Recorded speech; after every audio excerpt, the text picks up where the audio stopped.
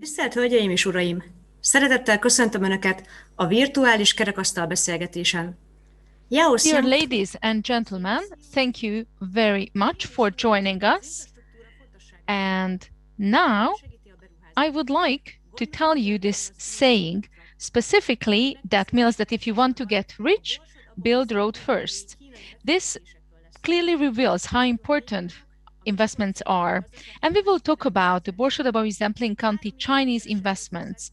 I am an associate professor at the University of Miskolc. My name is Noemi Hajdu. And in my work, I participate in the colorful programs of the Confucius Institute, and I support the marketing communication activity of the Institute. And if you want to use the interpretation services, you can opt for the globe.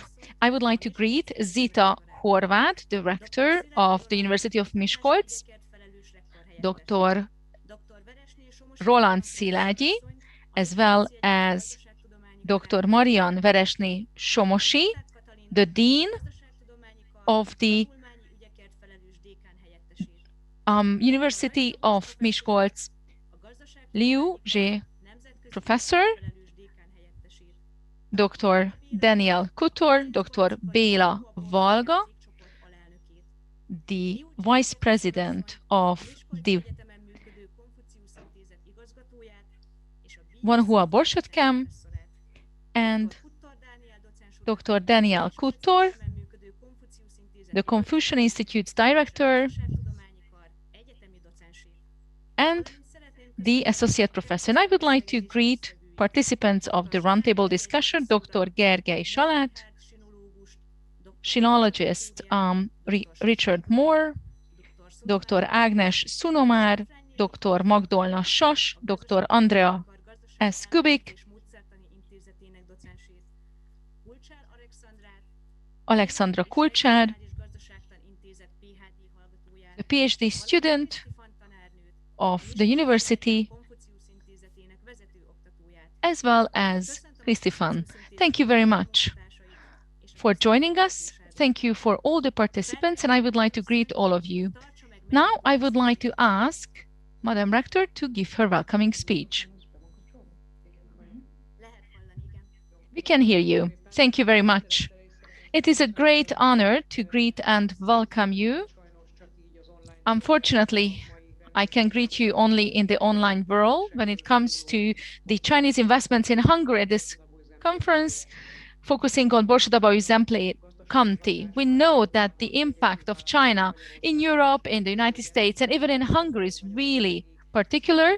And then in Hungarian setting, our county, Borsod-Abaúj-Zemplén, is very overly presented. And if you look at the various economic sectors of our county, it is clear that one of the greatest segments is that of the IT, automotive industry, and also chemical industry, and it greatly contributes to the welfare of our state by the Chinese companies. And in addition to forming the ties with the economy, we clearly reflect the figures by the various cooperation agreements, but it is also reflected that we are the second one in the country in terms of numbers participating in dual trainers or traineeship, and we were the first one to launch the dual traineeship when it comes to our higher educational institutes.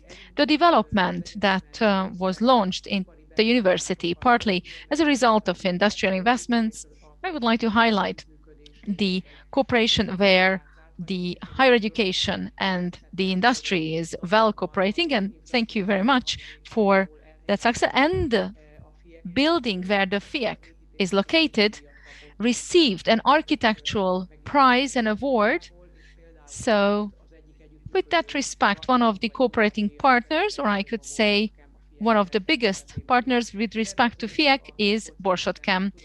There is a scientific and innovation park, we call it Science Park, where materials, science, geothermal, and logistic aspects will be on the main focus. But of course, this will be far more sophisticated. I just only highlighted the most important aspects. And this investment is going to be birthed so that our connection with the companies and the industry would be strengthened further, and the innovation ecosystem at the University of Miskolc would be further strengthened. If you look at the Hungarian setting, the economic situation of the counties, there is a dual setting that you can establish. On the one hand, for a long time now, this county has been the most trodden by the effect of the democratic transition, and in that particularly when it comes to exodus or unemployment statistics or other demographic aspects, it is not the most prosperous region where we live. This is the same even today. But thanks to the larger companies that we mentioned, either because of access to work that improved, but also if you look at the data from the last couple of years, you can see that in the GDP, compared to other counties, probably even higher, Borsod-Abaúj Zemplén County could develop even to a greater extent. And I hope that this new initiative, which was launched 1.5 years ago, that the government of Hungary announced so-called economic development zones, and eastern northern Hungary, 6 counties are covered by this region. From China, it might look small, but even from a Hungarian perspective, actually, you can see that this one economic area has that specific role and is important. And I hope that this economic development zone and the related development documents, partly or primarily for the upcoming programming period, we will have further access when it comes to EU funds or other international funds, and cooperation with the economic life is simply indispensable. The University of Miskolc, as a higher educational institute, is not a factory, is not a plant, but what we can do for the purposes of helping the economy to develop is to have an up-to-date workforce that has up-to-date skills and knowledge. We increase our research and development attitudes, tuning to the needs of the local companies, and either with shared call for proposals, if there are market-based KHT type of applications, we can continue to cooperate. When it comes to the University of Miskolc, the fact that we take it seriously is proven by the fact, among others, that we work with these larger companies, Tempo, besides Borsod-Chem. So we have cooperation agreements with these large companies, and we also reacted by offering trainings that for the whole of the country, I believe chemical industry is the strongest in Borsod-Abaúj Zemplén, thanks to Mohr and Borsod-Chem as well. And this is the reason why we launched the BA for chemical engineering, and hopefully there will be an MA course launched soon as well for the purposes of bringing the knowledge closer to the companies. And in Kazincbarcika, we are going to have a settlement for the BA of chemical engineers for those colleagues who work on site in order to facilitate their studies.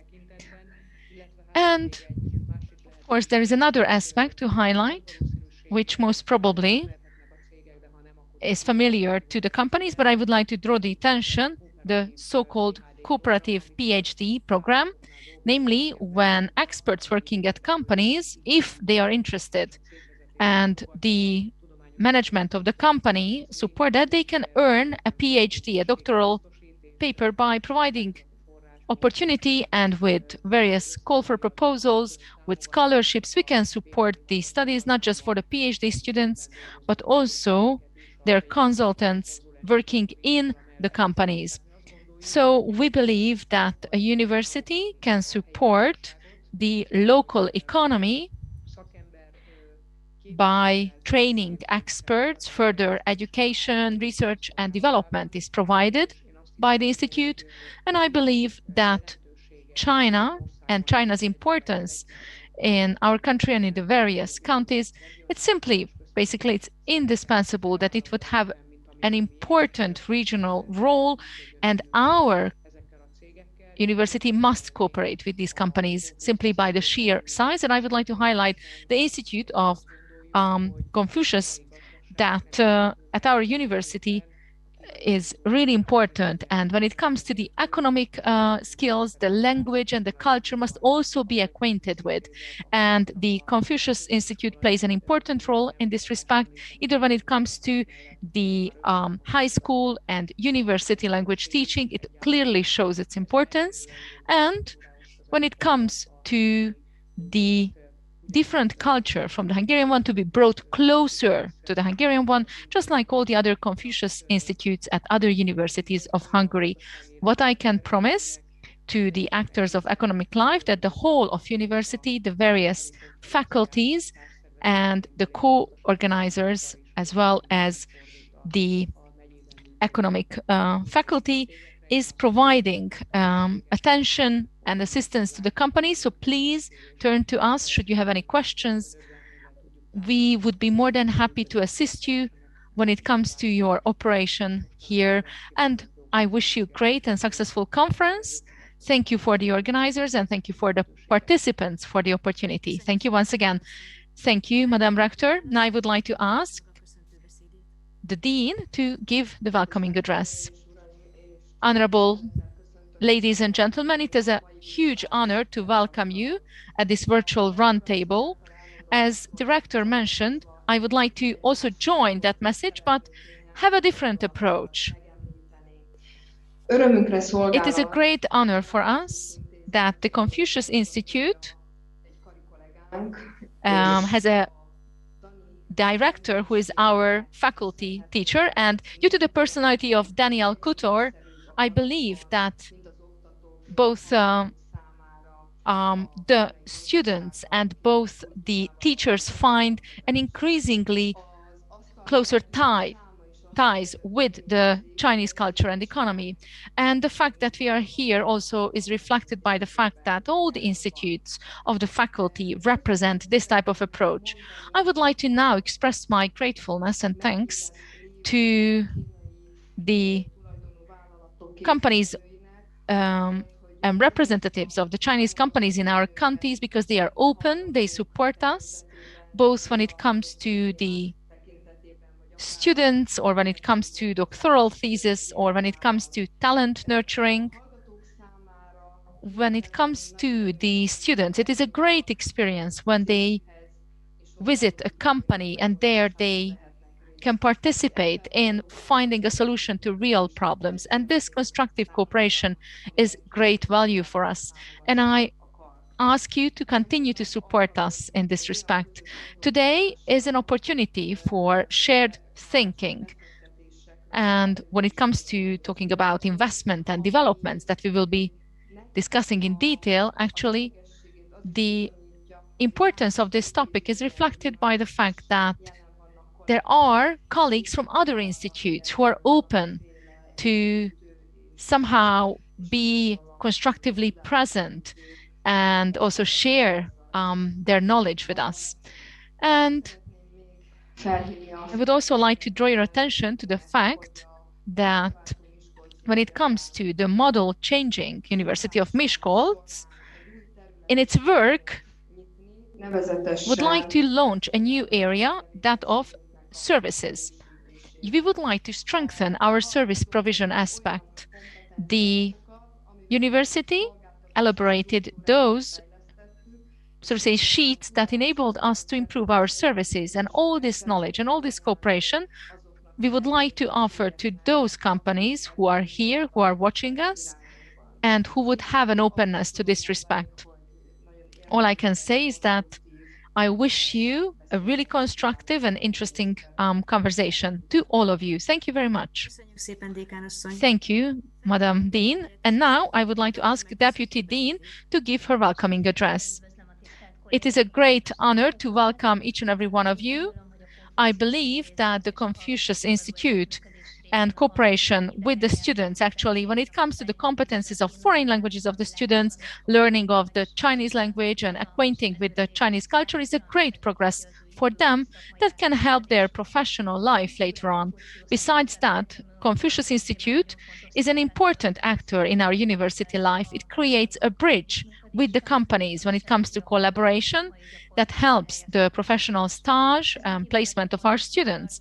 We also consider it to be important that increasingly more doctoral and general theses are written in the topic of the economy of China, the culture of China, and life in China, which is really important when it comes to cooperation to our Chinese business partners. I wish you good consultation for this event and thank you once again for the opportunity. Thank you once again. Now I kindly ask Béla Varga to give his welcoming address. Honorable ladies and gentlemen, dear participants, I am very pleased to have been invited by the leaders of the Confucius Institute of the University of Miskolc to share with you, on behalf of Borsod-Chem ZRT, some thoughts on the topic of today's roundtable discussion when it comes to the Chinese investments in Hungary. I believe that, based on our more than 10 years of cooperation, I can give you a true and credible picture on the importance and role of our Chinese sole shareholder, Wanhua, in the history of our company. Our company has the same age as the University of Miskolc. The predecessors of both were founded in 1949. It's perhaps no coincidence that the People's Republic of China was also founded in the same year. Borsod Chemical Combine was originally built to produce nitrogen fertilizer based on lignite mined in our region. In the early 1960s, our predecessors started the production of chlorine-based plastic raw material, initially PVC. This was followed by the start of the production of isocyanates, which are the main raw material for polyurethanes, first by MDI in 1990 and then by TDI plant from 2001. Between 1996 and 2006, Borsod-Chem operated as a public joint stock company and grew rapidly.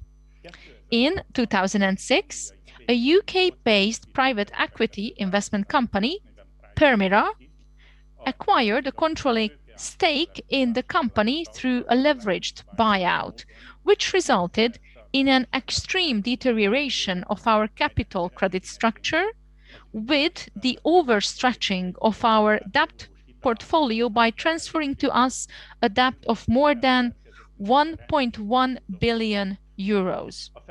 A further 450 million euro investment loan was added to Borsod-Chem's books to finance the investments targeted following the acquisition. The latter was mainly for the construction of a high-capacity second TDI plant and two nitric acid plants to serve it. After the acquisition, the company was transformed into a private joint stock company and the investment started. It was in the midst of such indebtedness that Borsod-Chem was hit by the global economic crisis of 2008, which brought the previously thriving company to the brink of financial bankruptcy. Despite the interruption of investments, the company continued to make significant losses for several years.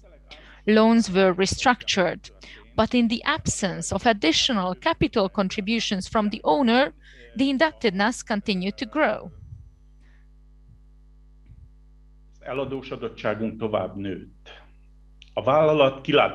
The company's precarious situation also posed a serious threat to the livelihood of 2,700 employees of ours at that time.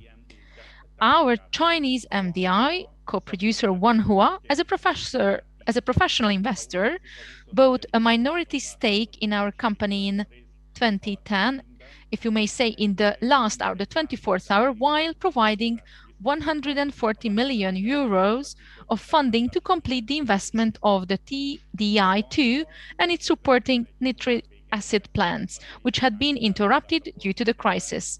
Wanhua acquired full control of Borsodchem at the end of January 2011, and we were able to inaugurate our completed new TDI-2 plant group in mid-year. The acquisition was for a long time considered the largest Chinese investment in Central Europe. By the transaction, Wanhua acquired us as its first overseas production base. Since then, we have been serving as a bridgehead of the group in Europe. The two formerly regional companies have become a globalized group, creating the world's largest MDI and at that time the third largest isocyanate producer. As a real professional investor, Wanhua has provided and continues to provide not only financial but also significant technological and management support from the very beginning. The combination of harmonic working relationship between local Chinese and Hungarian colleagues, the mutual exchange of knowledge during the professional trips among Yantain, Yingbo, as well as Kazincbarcika, back and forth, the continuous exploration of synergies and initiatives to improve the efficiency have resulted in gradually improving performance. However, the first years together required not only continued financial support, but also patience of the owner, as 2015 was the first year in which the company returned to profitability after a series of losses. From 2016, a dynamic development program was launched to improve cost efficiency, optimize the energy consumption, improve the quality of our products, and enhance the flexibility of manufacturing by expanding our existing production capacities. This was all achieved as a result of all these efforts and the favorable market conditions in 2017-2018, we could perform the two most successful years in the company's history. The results achieved and the unwavering support of the owner have laid the foundation to bring the company's previously outsized debt-to-equity ratio back into a healthy range and to embark on an even more intensive investment program. By this, we are currently implementing the largest 10-year development program in the company's more than 7-decade history. Our existing site has proven too small for this.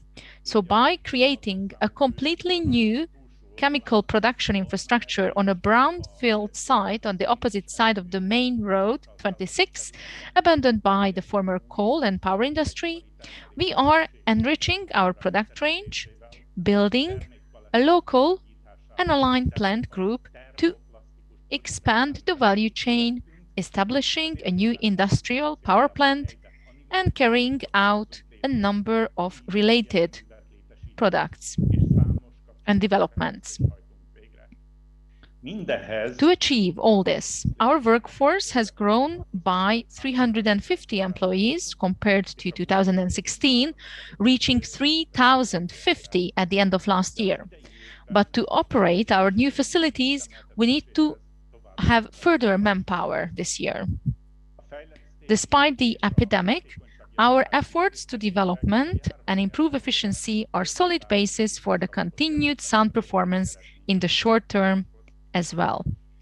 In addition to efforts to optimize operation and costs, we are also paying particular attention to social responsibility.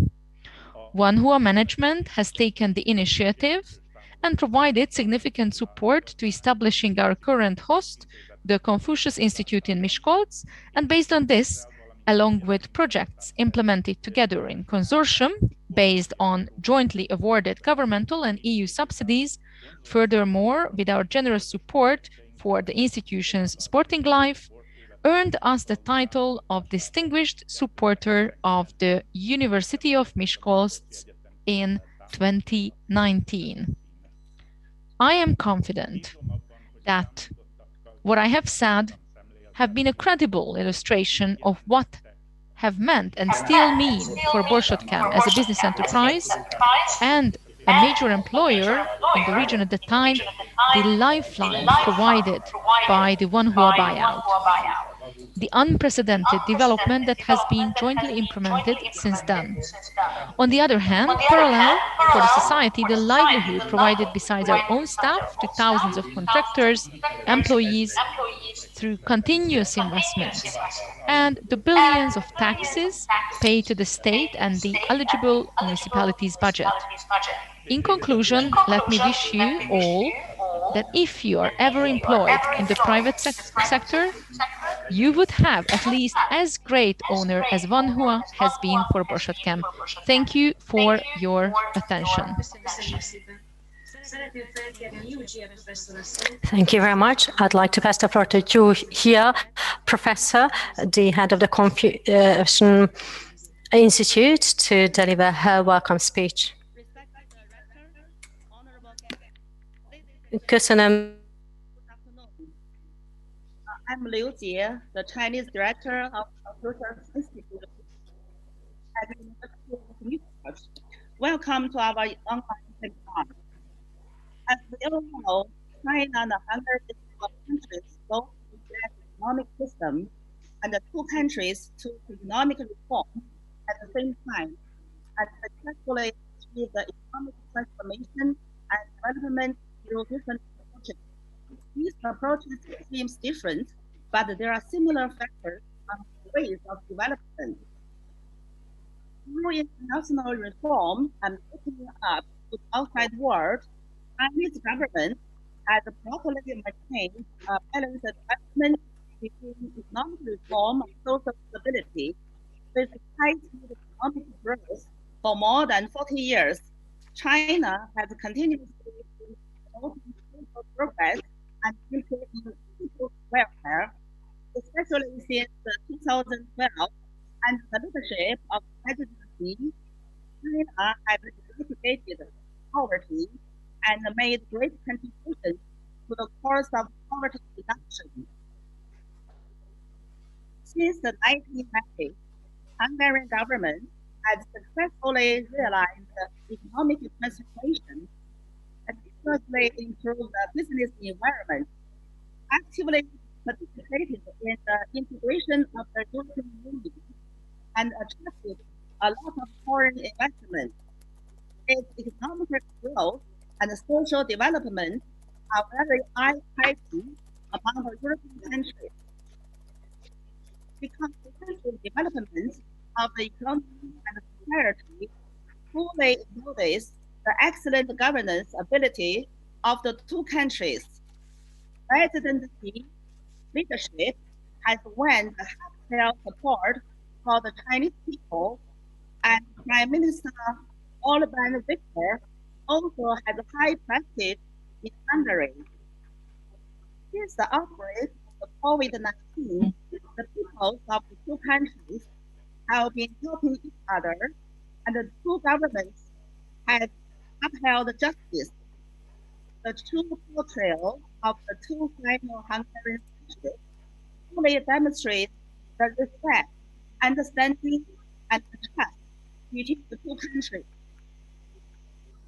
In 2020, the total bilateral trade between China and Hungary increased by 22%. The railway construction between Hungary and Serbia has speeded up, and financial cooperation between China and Hungary is still growing. The Chinese enterprises represented by Wanhua Group has made great contributions to the achievement in economic and trade cooperation between China, Hungary, and Europe. The success of Borshotkem not only has practical meaning in the field of economic management research, but also can be a good example for the studies of cross-cultural competition between China and Hungary. This seminar has been the first event with a scientific focus ever organized by our Confucius Institute. Its success was due to the hard work of my Hungarian colleagues, Dr. Kuttor Dániel, and our secretary PhD candidate, Alexandra. as well as the strong support from Beijing University of Chemical Technology. This establishment, our university has been committed to science research, technological innovation, and social services for half a century. It has made outstanding achievements in the fields of polymer science, material science, and engineering technology, and important contributions to the economic and social development and the implementation of national strategy. There will be better prospects for the cooperation between the two universities and the chemical enterprises in Hungary. Today, we are looking forward to more insightful opinions from experts in the forum. I believe these opinions have made us think more and deeper, and it can be helpful to the mutual benefit and the win-win cooperation between China and Hungary. Thank you for joining us. Thank you very much. Köszönjük szépen, professzor asszony, a köszöntőbeszédet. A köszöntőbeszédek után... Thank you very much for this welcoming speech. Now, after all the welcoming speeches, we will start our workshop. I'd like to ask our presenters to keep the 20 minutes framework, and I'd like to ask everyone who would like to ask a question or contribute to do so in the chat box. And now I'd like to pass the floor to Dr. Gergely Salát to deliver his presentation concerning the past, present, and future of the Hungarian and Chinese relationship.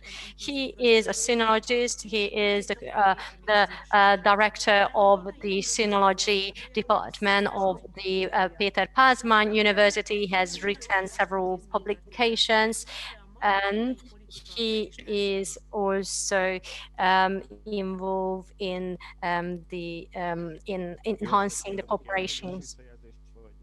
Just very quickly, can you hear me? Yes, we can. Okay, thank you very much. And thank you very much for the organizers for the invitation. And I'd like to congratulate to you for organizing this event. It would be really great if we were able to meet also offline, because the Chinese-Hungarian relationships are one of the most important and hottest topic today, and I believe that they represent opportunities that need to be and must be exploited by Hungary.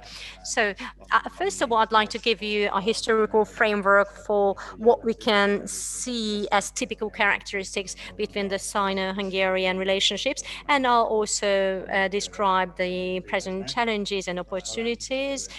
And hopefully, based on this framework, I will be able, or my colleagues will be able to add some aspects, and hopefully that will be more understandable for all of you. So my presentation will be less specific, but I think with the additional speeches it will all come together. First of all, I'd like to emphasize that the Hungarian-Chinese relationships were always impacted by external factors. So often they were not developing organically, rooted in the common interest or values of the two countries, but often were impacted by the interest of major powers.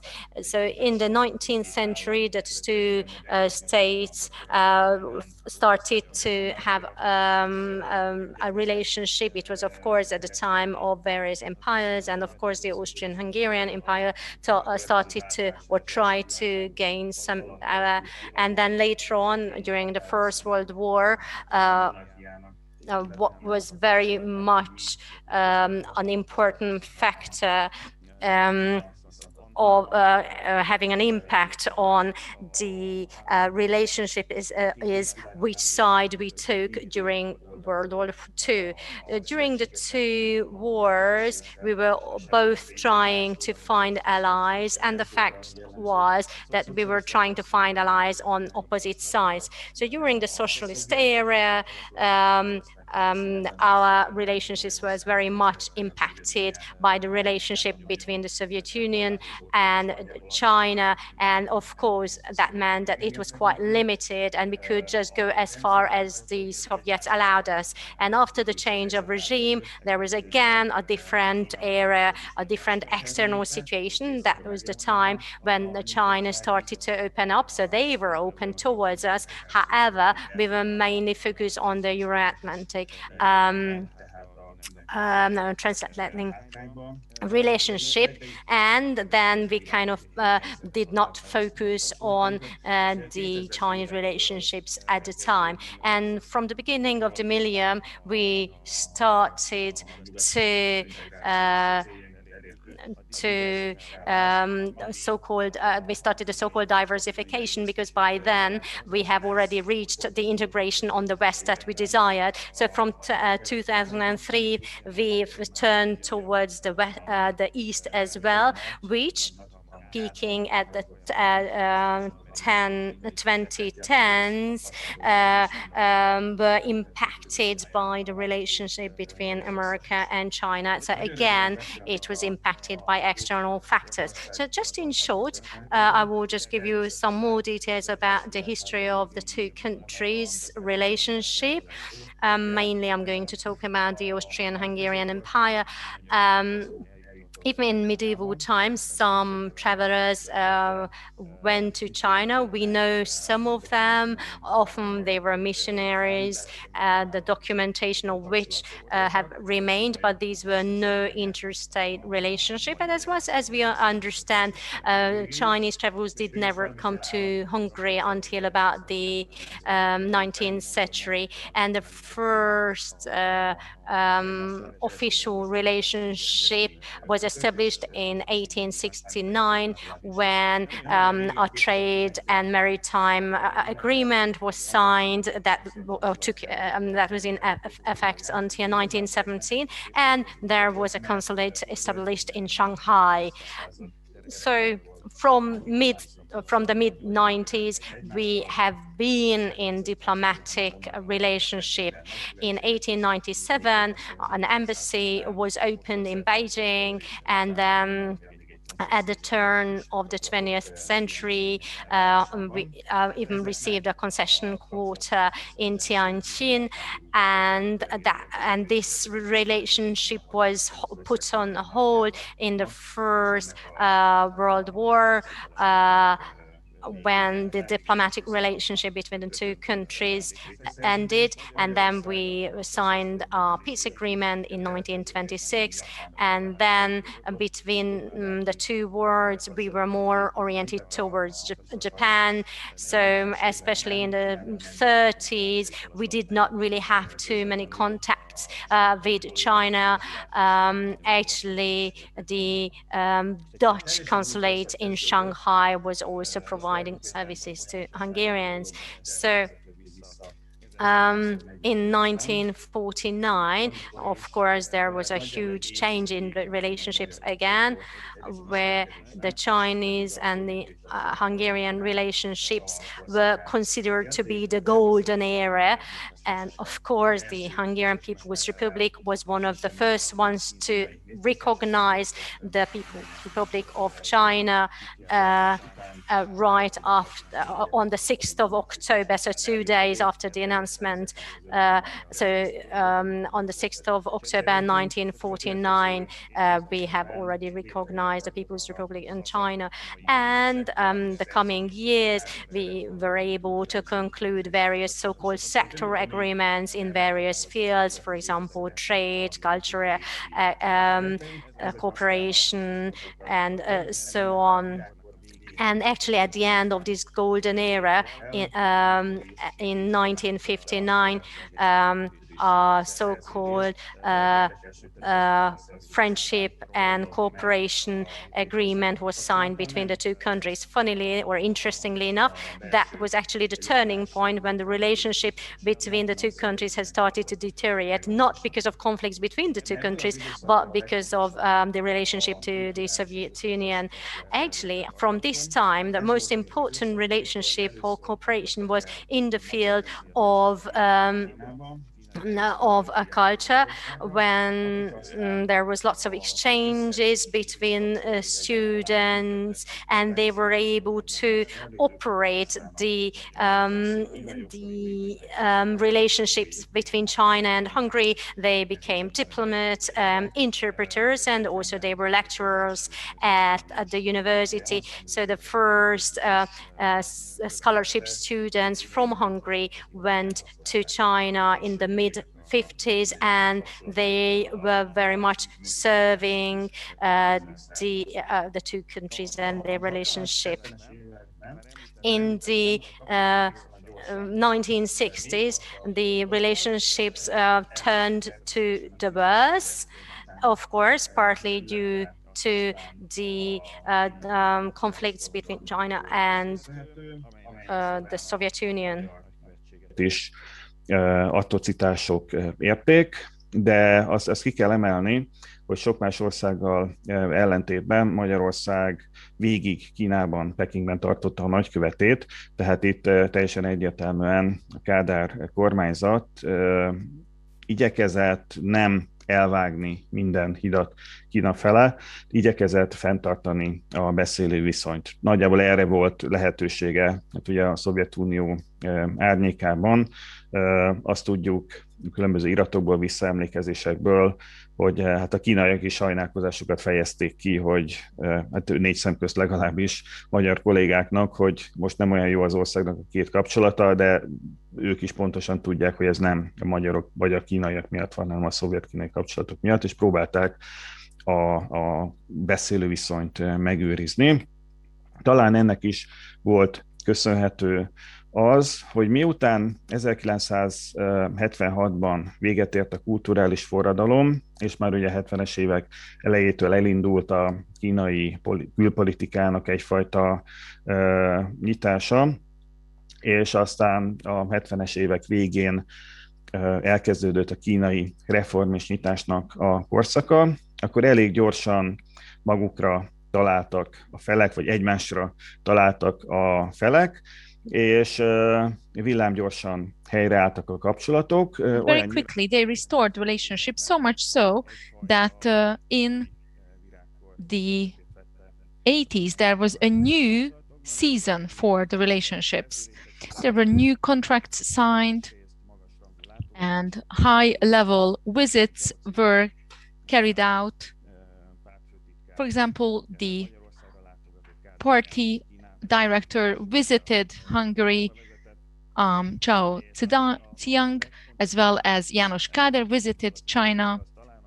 And the most important from this era is that when it comes to the planning of the Chinese reform, they paid great attention to the new economic mechanisms in Hungary and the successes and the failures of former years. So probably this was the period when the Chinese showed the greatest interest towards Hungary, because they were very much interested in what happened in the Kádár era in Hungary, how a one-party system could somehow still introduce market-based approaches and to increase the standard of life of the population. This didn't last a very long time, but they could learn a great deal. And that they did learn. So the Chinese did visit Hungarians, various economists, other researcher delegates, and they were guests at the embassy, and afterwards they were official guests. And at the end of this era, at the end of the 1980s, there was an interesting shift which really influenced the relations, namely the abolition of the visa obligation. It started until 92, and as a result of that, there is a very sudden establishment of the Chinese colony here in Hungary, who stayed in Hungary ever since. And when it comes to the democratic transition, there was some sort of a disinterest on the part of China. As I mentioned before, in the changing world order, Hungary sat on the path of the Euro-Atlantic integration. And in the early 1990s, everyone was engaged and busy with the NATO accession. The relations were stagnant, but they were kept,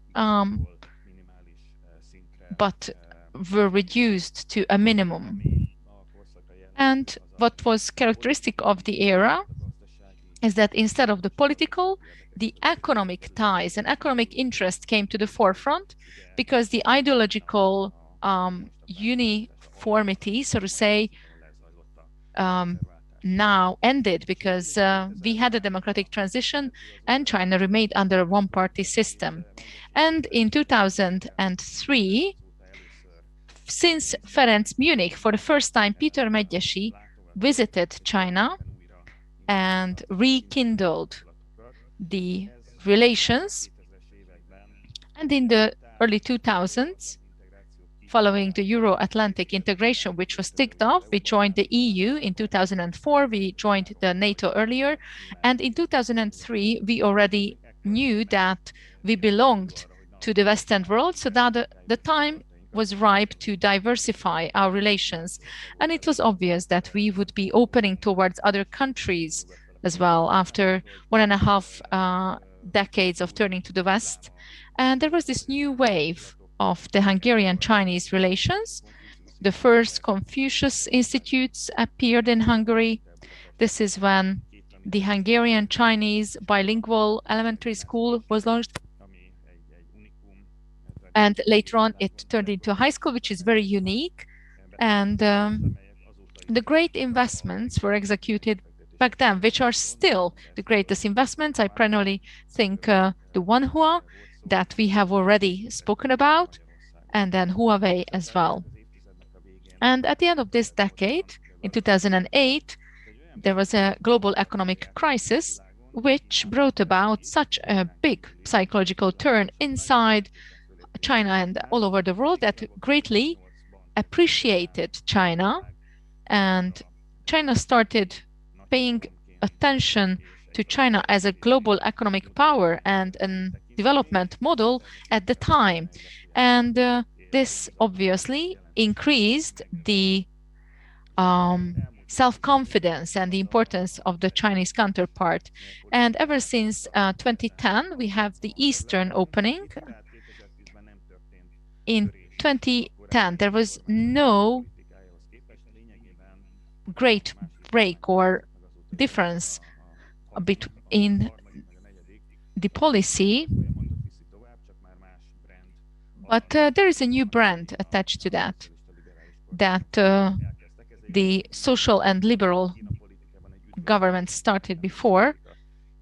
Actually, the Chinese do not like quick turns, so this was appreciated by them. And this decade was the golden age, the golden era of the Sino-Hungarian relations. We were a member of the 16-17, 16+1, the cooperation of the EU countries. We were the first one actually to announce that we want to join the New Silk Road initiative, and the student exchanges and cultural projects were rampant, and even the trade between the two countries increased, and the Chinese colony received a new impetus with the introduction of the state bonds to assist settlement, as part of which approximately 10,000 Chinese citizens arrived to Hungarian paper. And that reflected notions, for example, the renovation of the Budapest-Belgrade railway line and the Fudan University. So we still do not have the railway line nor the university, but still it's prevalent that the Chinese are present several thousands of kilometers away from their country borders with large state projects. But the investments are not reaching the ideal level, and this is the biggest problem. But at the same time, the most important development area and opportunity. namely how Chinese investments and investors could be brought to Hungary. There are various difficulties for that. There are structural differences between the two countries. We are competitors because we offer the same rather cheap, well-trained workforce in the production. We do not have the natural resources and the technologies that would be very interesting to the Chinese. And this is the reason why it's not impossible, just like one who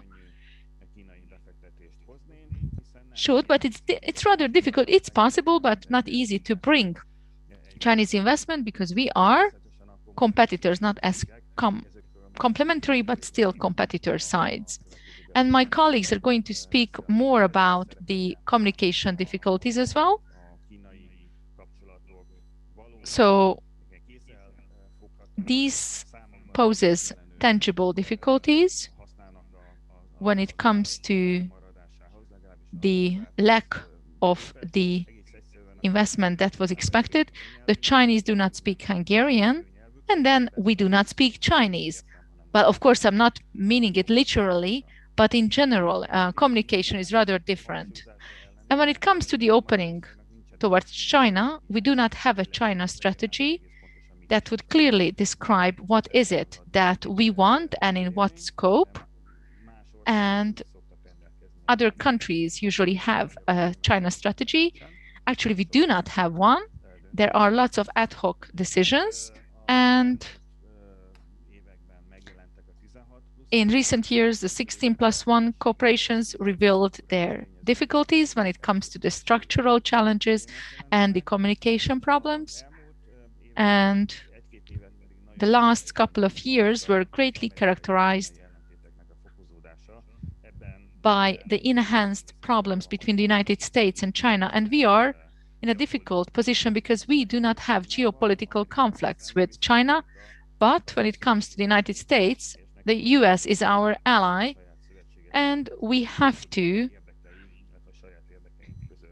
balance between our interest and that of our geopolitical ally, that the system of partnership would be continued and would not be suffering any damage, but it would not cause any obstacles even in our relations with China. So we have to do this rope dancing. Unfortunately, it's still prevalent in the relations between the two countries that it's overly politicized.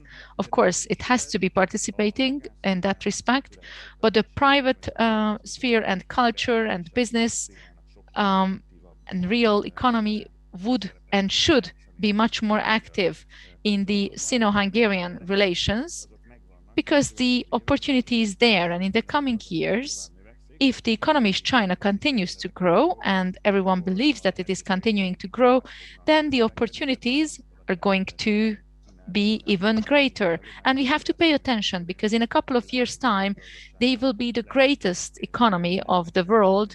And we have to do everything in our merit that we would actually make the best use of its positive impacts. Thank you for your kind attention. Thank you once again. I would like to mention to you that you will have a chance to ask questions by asking your question in the Q&A section. Now, I would like to ask Richárd Mohr to give his presentation regarding the role of intercultural knowledge in the Hungarian-Chinese relations. He is the director of the Confucius Institute, and he is a Chinese expert, the Sino-Hungarian higher level official interpreter, and also the author of the business book, Business Culture, Japanese, Chinese, and Korean. Thank you for the kind invitation. It is a great honor to greet and welcome each and every one of you. As a co-director of the Confucius Institute, allow me to congratulate the co-institute, the sister institute, for their successful program. Let's hope that this is going to be a great and successful event. And just like Professor Salát mentioned, hopefully it is going to be in person. I am going to set my time limit. Actually, 20 minutes are difficult to keep. And now I would like to be very brief. Not being that critical, I would like to focus on the positive aspects and summarize what is it that I see with regard to the importance of intercultural skills in the Sino-Hungarian cooperation. And if you have mentioned the book before, let me briefly present the book that we have written, but allow me to summarize what I will be speaking about. I will speak about the general importance of intercultural skills, not just for economy, but all sorts of international relations. I will briefly speak about how the Chinese civilization and thinking could be understood, and I will try to share some specifics about the Chinese peculiarities and differences when it comes to business habits. I want to also mention some thoughts related to intercultural management and some suggestions and recommendations which I would like to share. Of course, it's not going to be a great miracle, but what I see in how a Sino-Hungarian cooperation could be successful. When it comes to the book, maybe it is not that humble to share, but still what I believe that what we do at the university formerly with Hidashi, but this has been an education for many, many years. It's the economic University of Budapest. There is an intercultural management course with the Far East department, and we have a great Japanese, Chinese and Korean course with my colleagues, Professor Székács, Sato, and Horváth. We have 4 topics: civilization, relations, intercultural management, and protocol is what we deal with. You can order the book from Saldo. I don't really think it as an advertisement, but I think that this is the type of area in the field of intercultural aspects that we don't necessarily deal with a whole lot, and we do not necessarily understand its importance. Now, let's consider what culture is that we speak about. I inserted 3 quotes, which I really like. Hofstede, he is the father of cultural studies. The Dutch are really great in this respect, and Trompenaars is also Dutch.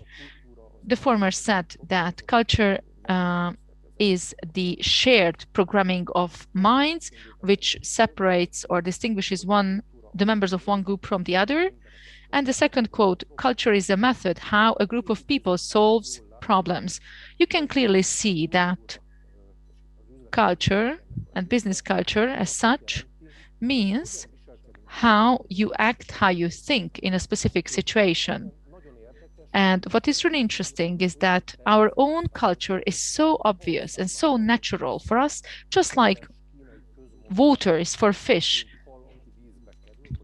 Like water, like fish in water, it's so natural. And then Ralph Linton, American anthropologist, says the last thing that the fish notices is water.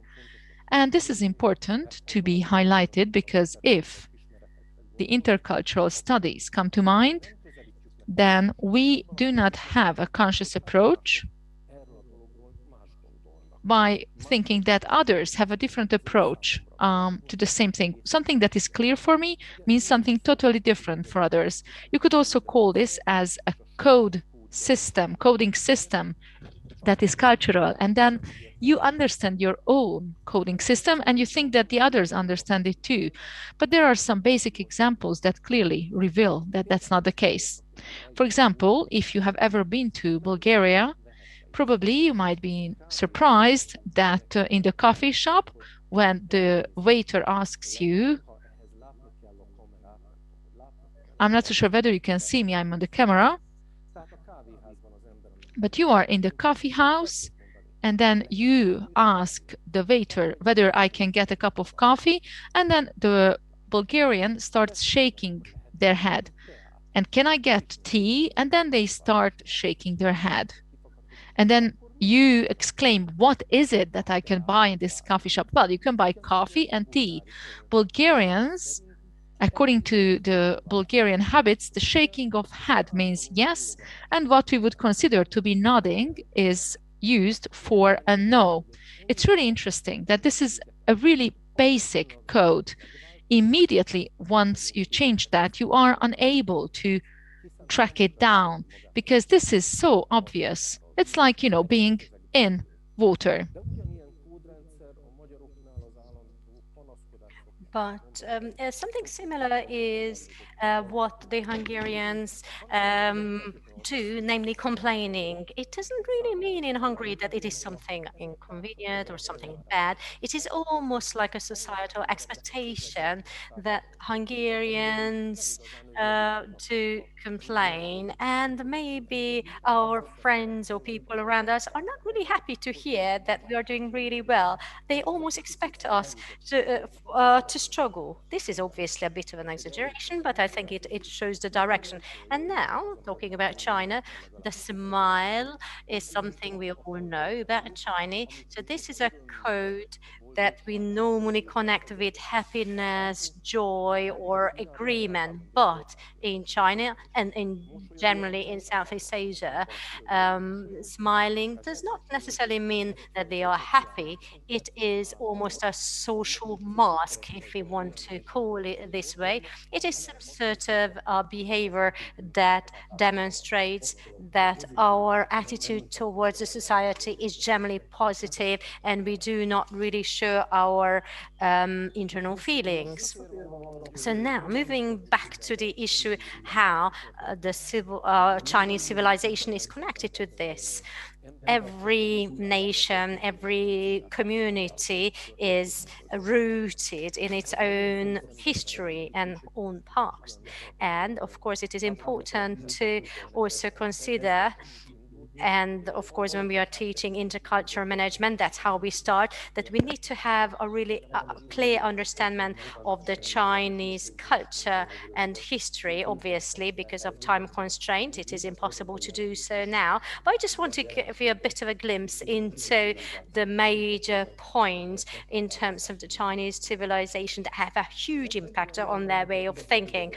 One is the awareness that it is the oldest, most ancient, continuous civilization in the world. So this is very much impacting the society, and we can obviously often hear this comment. It is a very unique world, very close but very coherent worldview that is often very incomprehensible for us. I've heard it several times from various businessmen saying, oh, I don't really understand why they are doing this or that, when they encounter some sort of a feminine that they had never seen before. But what we need to see clearly is whatever happens in China obviously has its explanation, its justification. Just because we don't understand it, it does not mean that it is not logical. I found other expressions saying that it is a Sino version, which means that it is a world on its own, the Chinese represent, and it has some sort of a connection to the external world, but it is often not very logical for us. But if you just try to really comprehend it and look into it, then it goes, it is put together into one whole. Of course, they have thousands of years of written culture, and that all has a huge impact on their way of thinking. We are, of course, very proud of our 1,000 years of history, even though the written Hungarian history is much shorter than 1,000 years. And of course, the Chinese history is even longer. In China, you are supposed to give a good quote or a good saying in any situation, and that has a huge impact on them. And that shows this cultural heritage. Chinese is an absorption, assimilation culture. So they normally merge or absorb the surrounding cultures, especially, for example, the cultures of the nomadic tribes that were not that had not been settled. So often these nomadic countries tried to invade China, but then they were actually then they became Chinese. And this is actually an aspect you can really see in everyday business culture. Also, really, during doing business, they expect us to identify ourselves and assimilate ourselves with their culture, and they don't want to do so. And this kind of empire consciousness is very important. China can be considered, and the Chinese language can be considered as something similar to Rome and the Latin language in Europe. So this was a very important language all over the Asian continent, and for the longest period of time, China was very closed up from the outside world from many aspects, especially in the 500 years that was the time when the Western civilization was strengthening, when at least we used to think Europe became the leading power of the world. So this was a time when China decided to close up, and they were not really participating in the civilization circulation of the world. But it does not mean that they did not have a very stable civilization on their own. So this is a contradiction that is a bit difficult for us to digest, for us meaning the Western world. So now, when we are talking about the background of their way of thinking, is obviously the Confucianist basic or core values are very important, and belonging to a group, harmony, duty, wisdom, and humanity are very, very important values, and they are also very important in business life. Also hierarchy, and also controlling our feelings.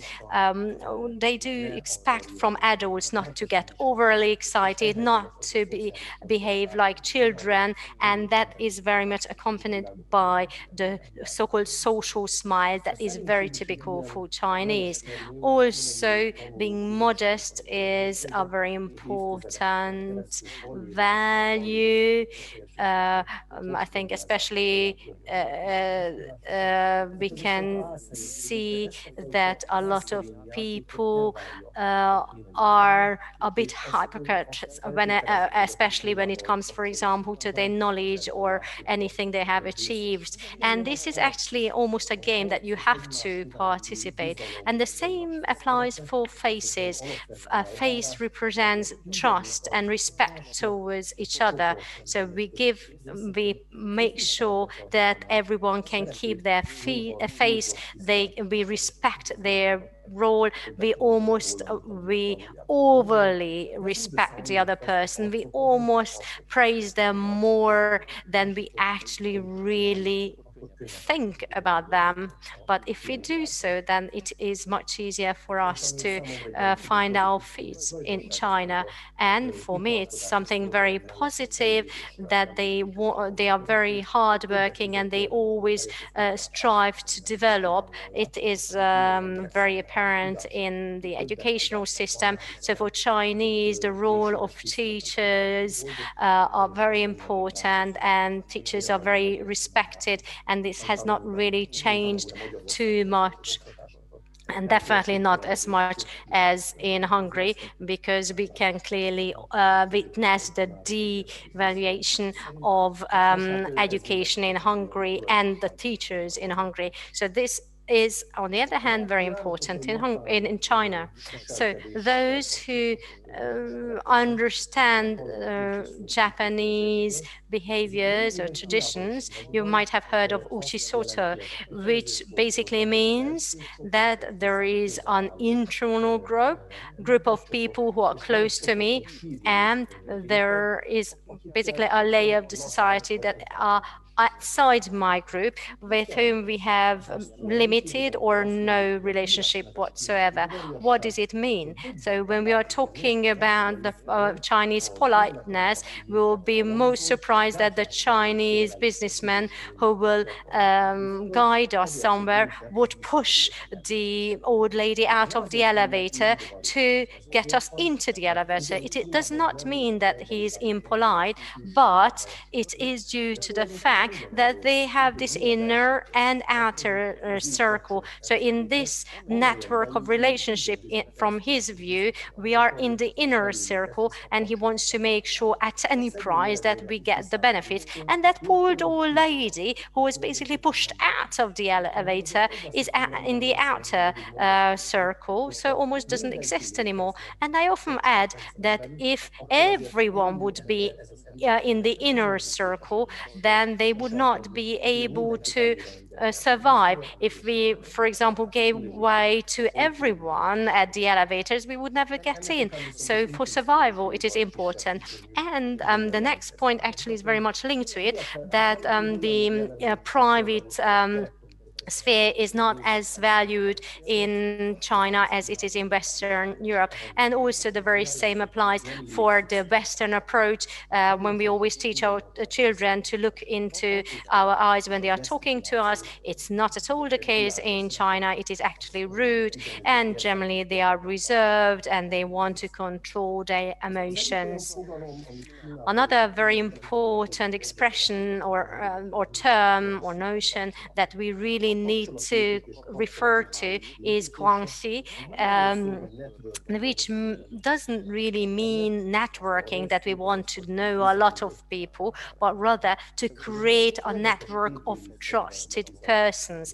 And of course, it has two directions. One, it means that if someone is introduced somewhere to that is a great help, because if I'm introduced to someone by someone, then we've already automatically created trust that we would normally generate after years of knowing each other. But of course, it has its own traps, because some might abuse this way of thinking. So anyway, that might be the reason why in the Chinese business and also interpersonal relationships, we don't just do immediate rest, just get started as we like, but we need to build up trust. And in the Western world, often we don't know how to do it, especially because, for example, in Hungary, we are closer to the American business culture, and what we could also see also at high level meetings, at state meetings. When I used to be an interpreter, I could really see it, that there were lots of Hungarian state leaders, politicians or businessmen who were very confident in their Americanized business culture, and that was the approach they took towards the Chinese. But it wasn't very welcomed in China, and these businessmen or statesmen forgot that culturally we are actually much closer to the Chinese than the Americans are. So it's actually much better to use our own culture. Something that I'm almost surprised that I have to mention, but I did notice quite a lot that a lot of Hungarian businessmen trying to have some relationship with China did never took the effort to really get to know their business partner, and also be able to present themselves very well. So knowing ourselves and knowing the other person is also vital to build a business relationship. And of course, there are some other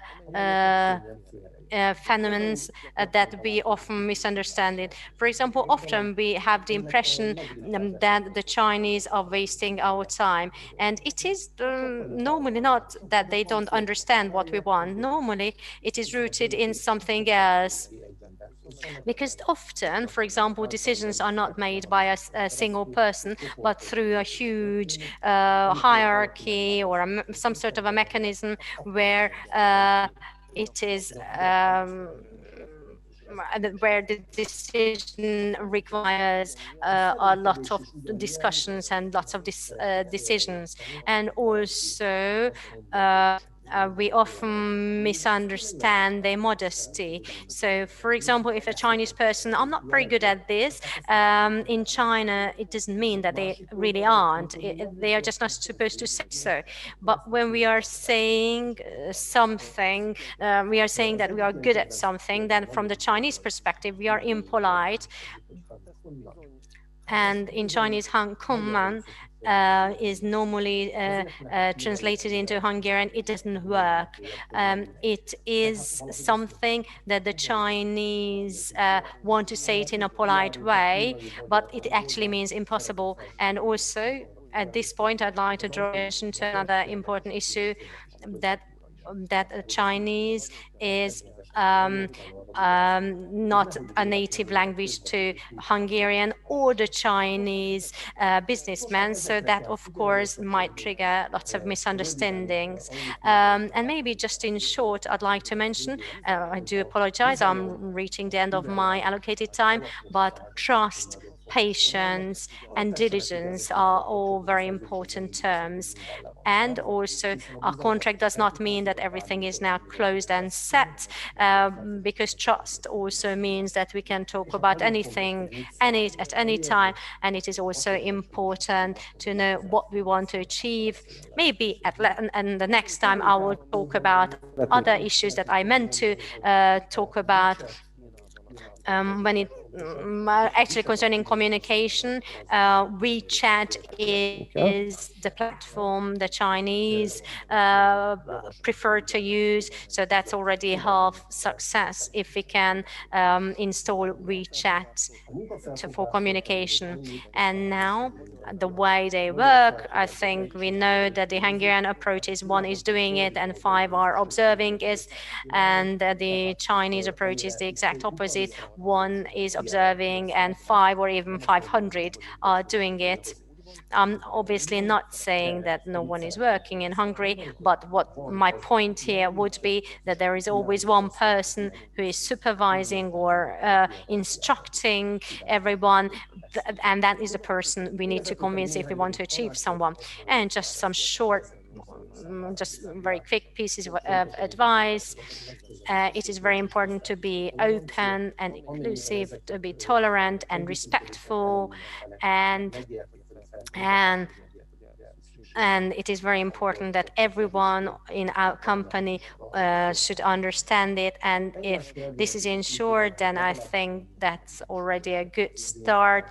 And I believe it's obligatory to really try to understand each other's culture, or at least to some extent each other's language. But of course, if there are misunderstandings, we need to also clear the air. And if it's not really possible on our own, then the experts are here, even the Confucius institutions colleagues. Thank you very much for the invitation, and I do apologize that I took a bit longer. Here you can see various channels where I'm available, and in case of questions, I'm more than happy to answer them. Thank you very much, and we are very much looking forward to the questions in the next session.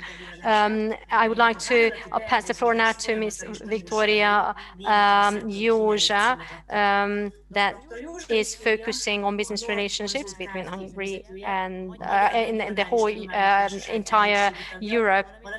Viktória Józsa is an expert giving advisory services to the European Union as well, but also is a professor at the university. Can you hear me? Yes, we can. Thank you.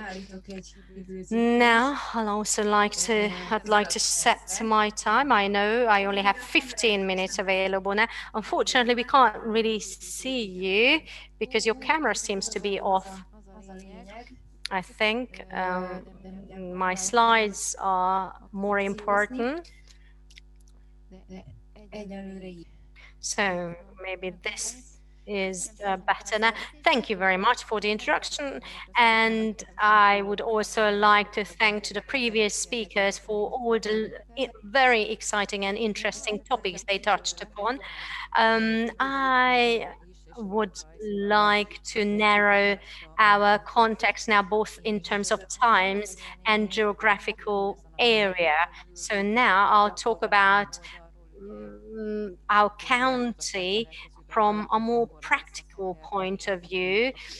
And obviously I work every day in this area, and I have been for about 20 years. So I want to share my views and my impression with you, what are the differences between, for example, a Chinese investor or a German investor, how some sort of an investment decision is made in Miskolc and in a country, and what my experience was in this area and how I can see the future. I do agree with most of the things that have been said before, but wherever I maybe disagree, I will mention it in my presentation. I would also like to draw your attention to a book that speaks about corporate embeddedness. And thank you for the information that we heard from Professor Mohr. Actually, this would have been a great help for me during the negotiations if I had read that book, because actually I had to pay for the price of learning how to act. When it comes to the decision for bringing a company here, and actually this embeddedness, corporate embeddedness book is what I actually took the cartoons from. I believe Borsod-Abaúj Zemplén is a great county for being a pilot. Maybe I'm not being, too humble, but actually, we are not talking about huge OM, but it's tier 1 and tier 2 companies that have settled. And our economy is much more diverse.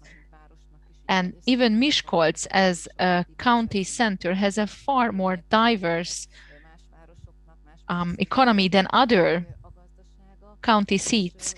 And I don't want to mention specific cities, but if you just consider when it comes to the Chinese investments, how many various capital investment models are already present in our county, then you can see that you have totally new greenfield investments, like the end of 2020, Chevron announced its investment. We also have the carving out process, for example, that is through the sales of a global industry, the Robert Bosch, the starter and generator group, and the SEG Automotive Hungary. That's what happened.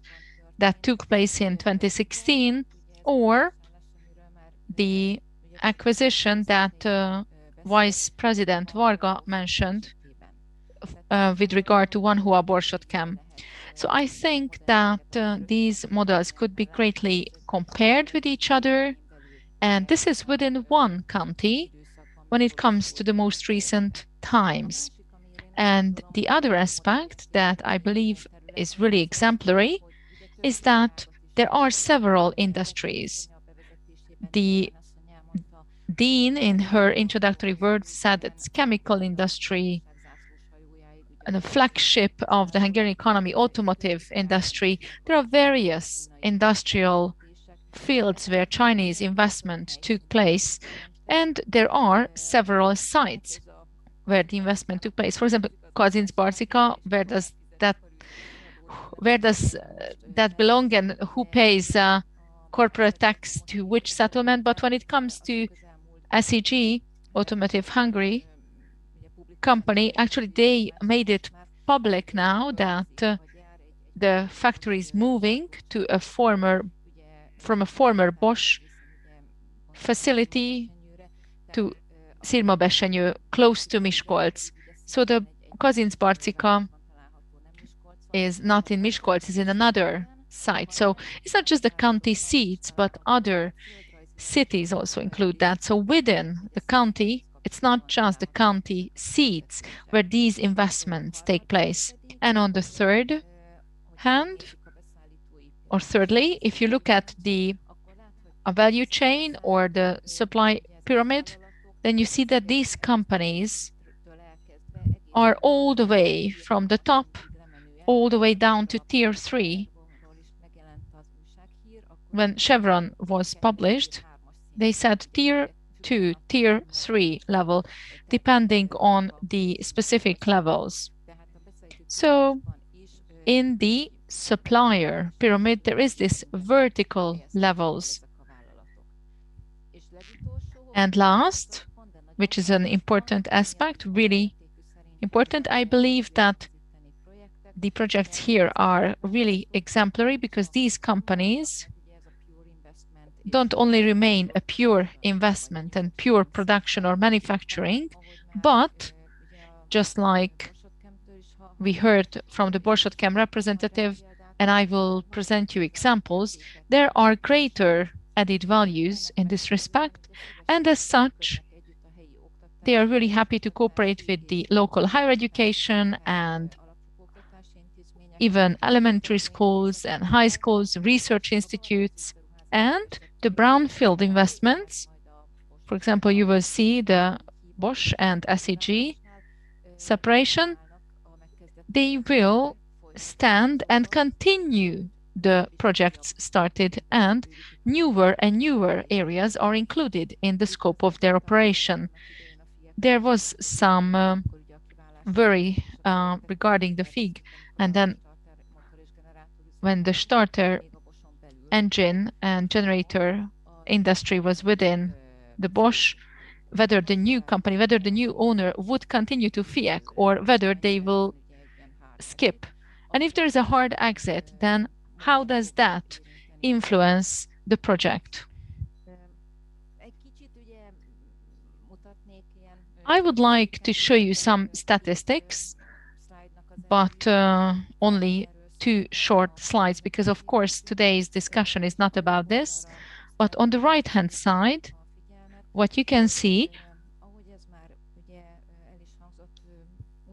as it has been mentioned before, I think it was Madam Rector who said that, but most recently Minister Szijjártó, Minister of Foreign Affairs and Trade, mentioned that there has been significant improvement in the county in the most recent decades. GDP was highlighted, but if you look at only at the announced Chinese investments from November 2019, and even reinvestment decisions are assigned here. For example, Joyson, Takata, and Borsod-Chem, formerly Takata, because the size of these investments is rather significant. And I only highlighted 3. And if you consider that special attention is paid to these investments, the individual non-refundable state funds, their scope and the percentage of them also reveals that this is active not only at the level of words, but these are real priorities. If you know a little bit about how to boost and provide incentive for investments, you will see these figures. I did not put the percentages, but these are double-digit values, and that's huge cash subsidy as such. And here, and this is my last statistical slide, I just want to highlight with this slide with the Hungarian Central Statistical Office and 10-year time span between 2008 and the most recent 2019 data. If you compare them, you will see on the left-hand side the number of companies with direct foreign investment, so the number of companies, and on the right-hand side, the number of investment. If you just compare the two data, you can see that the number of companies has also increased, but on the right-hand side, what you see that the actual figures increased. It means that there is a lot of reinvestment, which is really particular and characteristic of our countries. So for example, Győr, when you compare Győr, we have spoken about that Győr Audi, for example, and what happened if Shinva, as the first large investor, had arrived to Miskolc earlier, then maybe around 1992, and we have heard some historic information in one of the presentations. So when Audi arrived to Győr and the heavy industry crumbled in Miskolc, and when the first Miskolc Bosch factory was established in the early 2000s, it would have been, let's say, could have been brought earlier. What would have happened then? Well, when it comes to the embeddedness of the companies and what occurs following the decision, lots of research studied how such a decision is made, what kind of characteristics are to be considered, what does it look like, what is a decision matrix is like, what is to be evaluated, and based on what the decision is made. And of course, a Chinese investor has different values attached to certain aspects than a German one. But what is interesting, what happens after the decision, the settlement decides for the investment, whether these companies are embedded to the setting or whether they are cathedrals in the desert. And there is a strong dependency at the company level from the headquarters with minimum or limited own competencies. They only float, so to say, or hover above the settlement. There is also the so-called obligatory activities above, and in the bottom part, the free optional activities are listed. Without the obligatory activities, there is no production. You have to do them, because without them, there is no production at all. But when it comes to the optional ones, these are activities that are not necessarily related to production. For example, there are some as social, corporate responsibility, corporate research and development, and innovation capacity, dual training, shared faculties, research and development, international creche, schools, networking, strategic programming. In my dissertation as well, I examined German companies. The model is prepared based on their example, but I will be presenting you, compared to this situation, what I have seen when it comes to Chinese companies. I'm not going to go through the model, but the point is that the obligatory activities, all the way from establishing the company, starting investment, production, development of production capacity, new products, diversification, enlargement, full capacity, and other investments. And actually, it has been announced by Mercedes and Audi that they would be, for example, producing electric cars, and BMW announced that they would only produce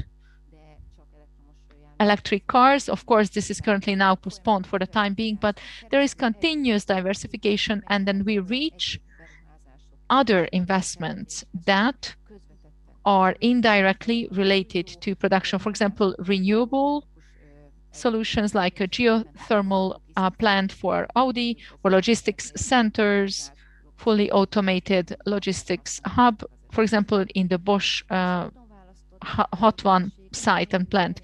When it comes to the optional activity, we start from CSR, and then you go all the way to international schools, creche, kindergarten, and even the Chinese relation, even if it's not related to companies, but there are some examples.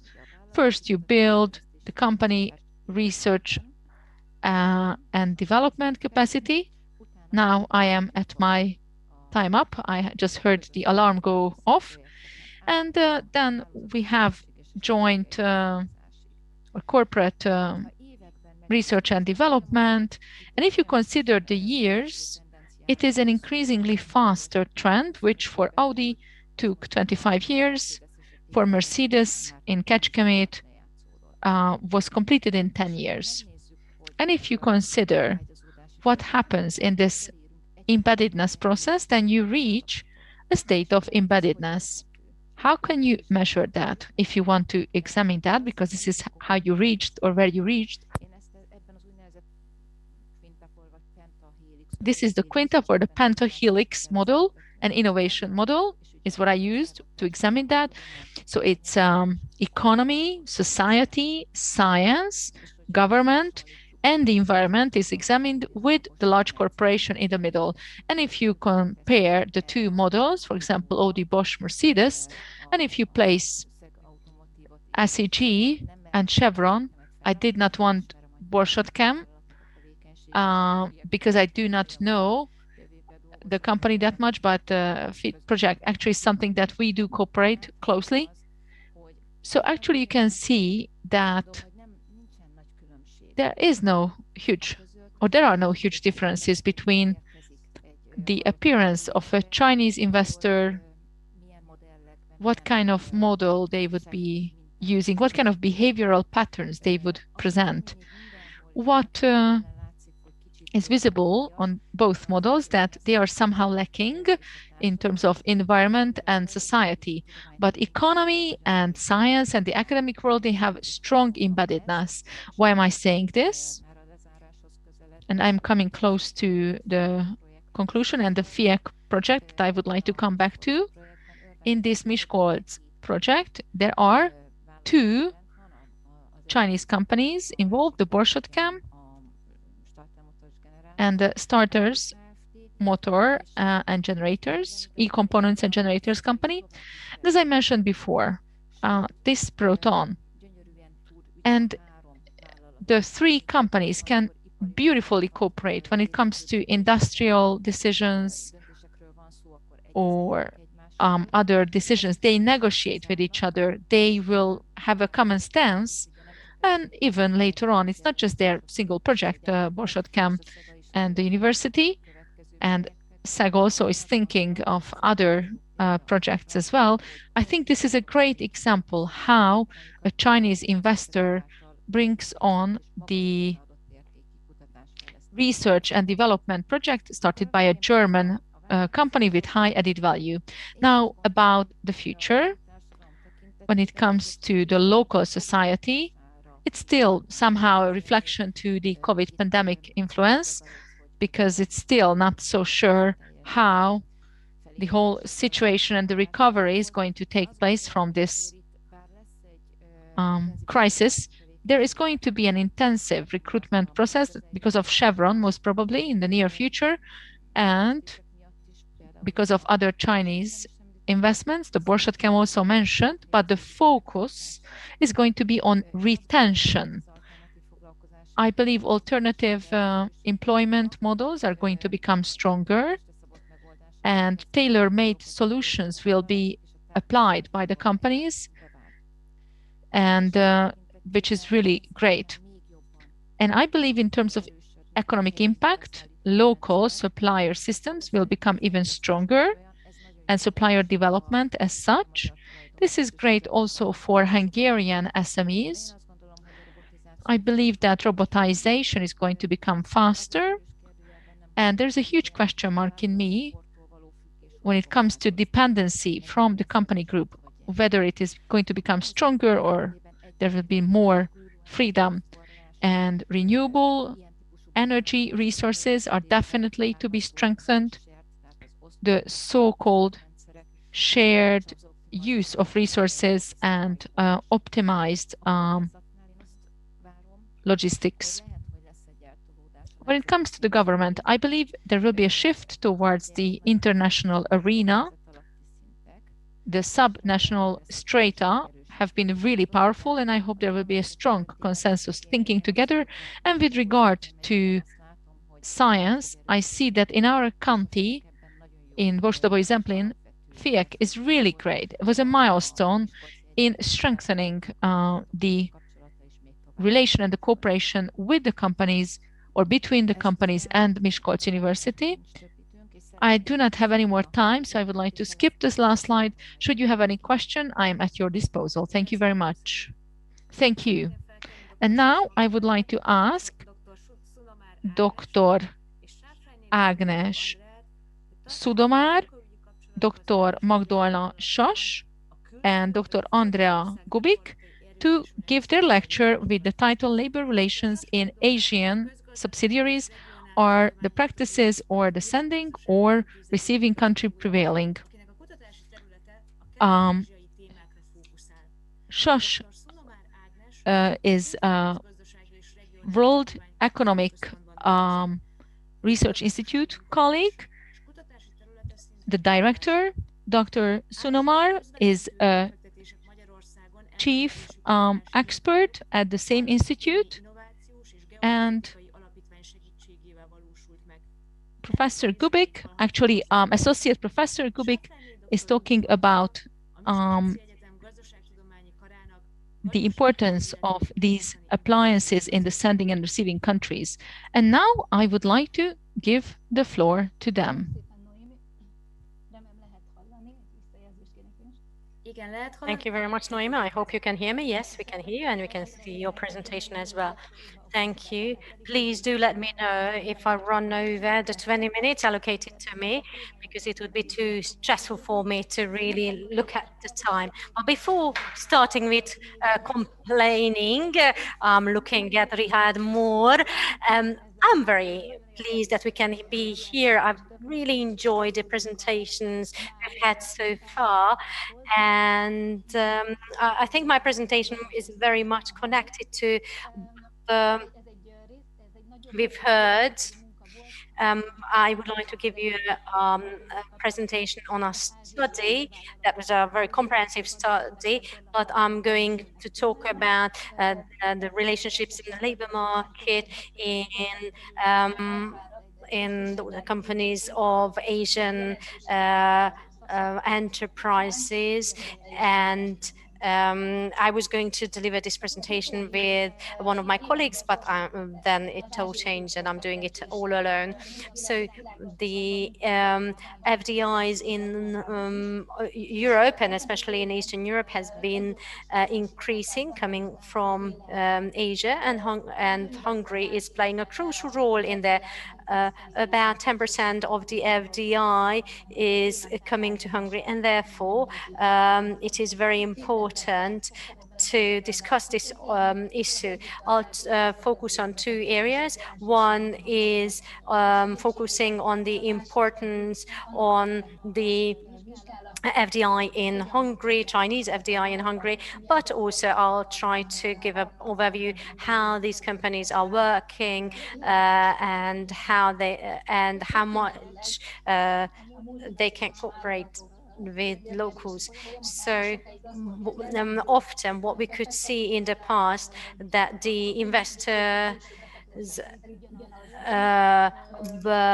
more or less the same. However, from the 1990s, the trend was that the investor countries became or now have basically mediary countries, and there are various reasons for this. For example, they don't have the knowledge of the market, or they don't have the right networks, or often they actually want to hide the country of origin, or there might be some legal reasons for that. We actually try to map this also in our research, but what is important from our point of view now is that the Asian capital is much more relevant in Hungary than we would expect based on various statistics. And here you can see the various investors. Well, maybe I should put it this way. They're very similar concerning the direct investments, and what you can see that the more traditional investors, including Germany and the US and Austria, are there, but South Korea is fifth, and we can see China and other Asian countries as well. Now let's just look at the Asian countries only. What you can see here is that South Korean investors tend to invest directly, so it is coming directly from South Korea. But in the case of Japan, India, and China, they actually take the services of intermediaries. For example, one who is using Luxembourg and Cyprus and other countries, so they are basically present in Hungary through a whole chain of owners, and these statistics actually quite clearly show the final investors. So it clearly shows that the Asian capital is much more present in Hungary than we thought to have. The next slide is actually quite interesting from the point of view of comparing ourselves with our regional competitors. So in terms of the FDI coming from Asia, we can see Japan, South Korea, and China dominate the market. However, Hong Kong, India, and Taiwan and Singapore also represent huge amounts of FDI. So what we can see in all respects that Hungary has the highest amount of Asian capital, and also definitely true for per capita FDI. So now our survey was concentrating or focusing on three areas. The first one was where these companies are coming from, so their country of origin, and why they are coming or investing through intermediaries. And also it was quite interesting to see how the everyday practices are done in the life of these companies. The literature suggests various methodologies for analyzing the various types of FDIs in order to understand that the practices of the countries of origin would be also have an impact on the host country, and how much they can be adopted and localized. So there are several concepts and related tools that could be used for this. One is related to international human resource literature. The other one was referred to by Richárd Mohr concerning the intercultural relationships, and one is focusing on the so-called VOCs. And they can be applicable here, so we can use it to understand how the companies treat their workers, their business partners, what sort of strategies they apply in their work. So this model is applicable for Western countries, and there are two types. One is the liberal market economy, and the other one is coordinated market economy. And the literature shows that the Eastern European countries cannot be allocated to either of the groups. They represent more of a mixed model of these two, so they just picked some elements of both.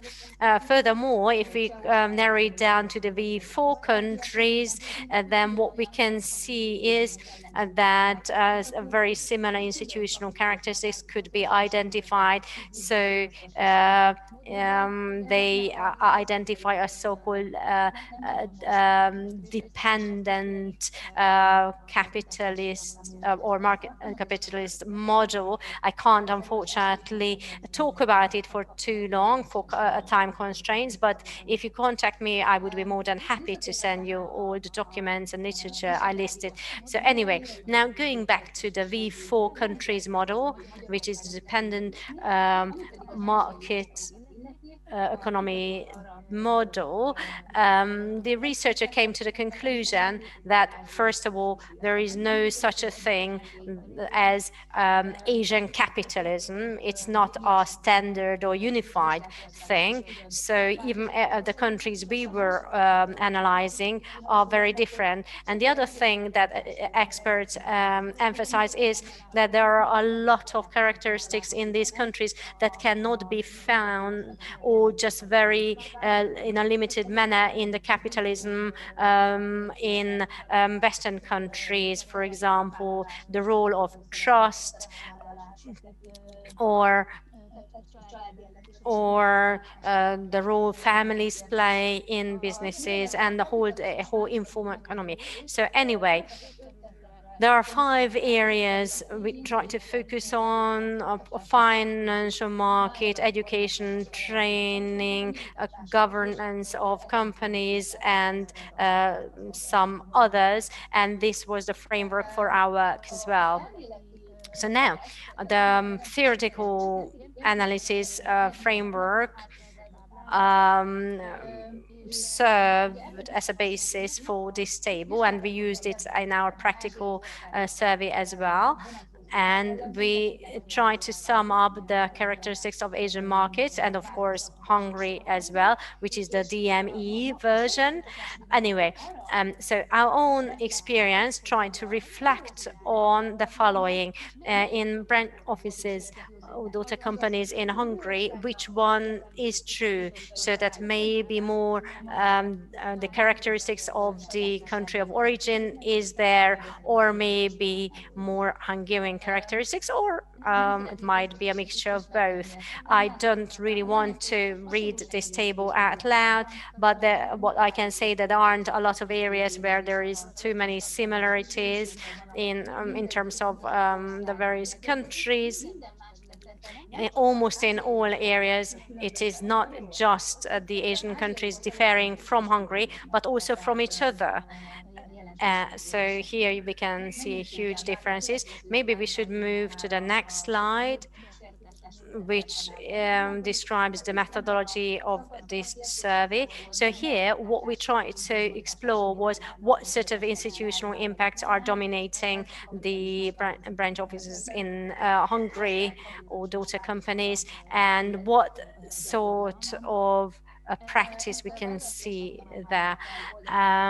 We did study cases, semi-structured interviews were conducted, and obviously depending on how we could contact the leaders of a particular company, we did it online or offline, and we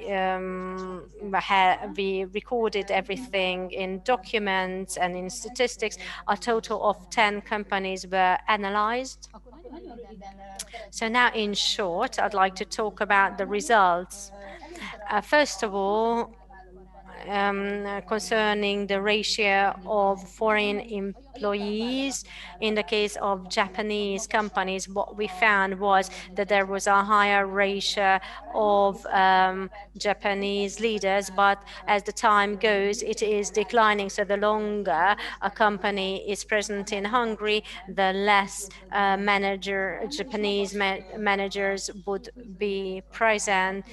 And also the same applies for Chinese investors, especially if it is a greenfield investment. But if the company was purchased, then the Chinese owner wasn't really interested in changing in the everyday life of the company. So they just considered it's not a greenfield investment. So they just inherited the structure of the company and the working methods as they are. So now moving on to the issue of salaries and working environment. What we can see, obviously, then they try to adapt to the local situations. Maybe the Japanese were less flexible. Other Asian countries seem to be better at responding to, for example, labor market changes. But we could see huge differences in terms of incentives, the hierarchy and seniority is very much present. Chinese companies, for example, have a so-called shift bonus system, so it is not based on individual performance. Individual performance can also be important. For example, there was a program called Key Employee program.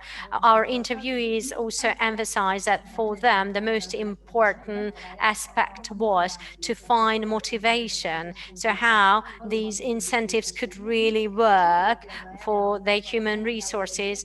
And akaizan, which is an expectation in Japanese, and no one expects any gratefulness.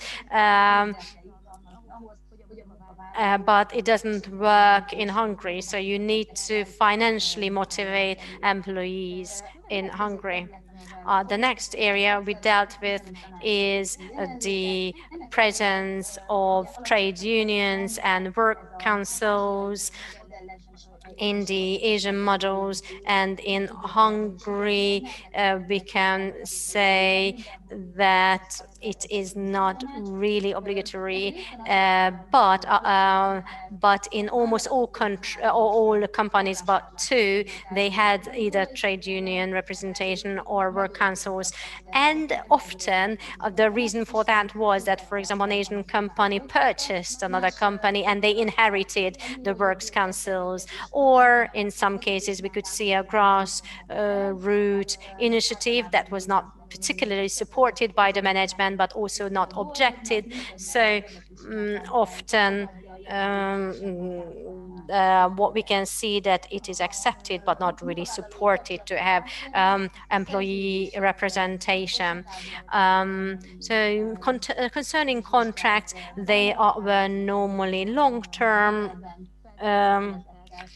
and also various social services are provided to employees, and that also confirmed our models. And these services are of diverse nature, various discounts in shopping or food or meals are paid, or kindergarten or crash spaces. Also, there is a wide range of services that are offered to employees. So now, concerning vocational training, it seems to be very important and very much present in almost all countries, even if in the country of origin, this is actually not really an everyday practice. The changes of the labor market of the past couple of years trigger two major changes. One is that salaries are now more competitive, which is obviously beneficial from the point of view of the employees, but also the working environment of physical workers have really have deteriorated, and actually there aren't very high expectations towards them. It's enough if they are literate, but they need to be able to handle monotonous work, and they need to be loyal and disciplined. So these are the qualities that they are expected. Also, trainings provided to white-collar workers is an interesting issue. There are lots of different kinds of trainings, like problem-solving, presentation, and various other professional trainings. And what really surprised us, and I've also heard it in other presentations before today, that there are no intercultural trainings at all, not even a single one out of the interviewed companies, in spite of the fact that a lot of interviewees reported that they are rather frustrated in some situations. For example, in connection with Japanese companies, we've heard that the employees don't receive too much feedback, that the company's objectives are not very well known, and decisions are very slow and very diligent. Then the implementation is often quite quick, but the Hungarian employees often struggle to understand the decision-making process. Furthermore, and we've also heard these kind of situations concerning the prioritization of tasks is very different. For example, how we would solve a situation is very different. And Richárd said something interesting, namely the social smile and the controlling of our feelings is something that kept coming up in our interviews. So that, for example, that people tend not to say yes or no, and that is often confusing. Actually, there was only one company, a Japanese company, where there was an intercultural training, but that was a trade house, so not in the manufacturing industry. So they were not part of our study, and it was not an interviewee. So now fluctuation or HR turnover seems to be quite high, and we've heard that in the case of younger employees, it seems to be a huge problem. Now, to sum up, I could say that in many areas, the characteristics of the host country is dominating, and it is that the motivation is an issue. And we've also seen some very interesting practice that I try to highlight, if I may. Unfortunately, your time is up. I didn't even know why I asked, and I feel a little bit uncomfortable. So actually, to work in pairs, I really like that. This is really informal with Chinese companies, that every Hungarian leader has a Chinese counterpart. For Japanese, on the site of the plant, they work in pairs. And it's really interesting that the respondents mentioned that that's a main fluctuation reason. We involve lots of emotions, and probably there are a lot more conflicts. And that's a reason for fluctuation, because they don't get on well with their colleague. And then in India, with Indian colleagues, to have the boards and the science and different cultures, maybe religious difficulty. I also have for example, in Japan, this work that is done by pairs, and in Korean, the very clean work environment and the open office for the management. So just in summary, Asian FDI is far more prevalent than what we thought in the past, and it has to be dealt with. Just like we went through, these intercultural issues must be dealt with. And the sending and the receiving countries have this really interesting mixture, but it varies company by company, because the Asian sending countries are not identical either. Therefore, the adapted solutions cannot be identical equal. What I did not have time, but I wanted to talk to when it comes to the embedding or the embeddedness, just like Victoria mentioned, the freely chosen or optional choice. For example, connections with sport clubs, support of sport clubs and various aspects with municipalities. This shows great embeddedness. Thank you once again for your kind attention. And should you want to contact us, feel free to do so. We are very happy to respond to your questions and share the outcome and the results of the research. And now we have reached the last presentation of our roundtable discussion. I would like to ask Dániel, Kuttor and Alexandra Kulcsár to give their presentation with the title The Renewal of the Industry of the Borsod Abaúj County and the Role of Chinese Companies in it. Dániel is member of the faculty of the economic faculty and an associate professor. Alexandra Kulcsár is a PhD student, and then she helps the Confucius Institute's work. She studies Chinese companies embedding process or embeddedness process in the northeastern region. The floor is yours. It's a great honor to welcome members of the participants. I hope that you can hear me. We can see your presentation and we can also hear you.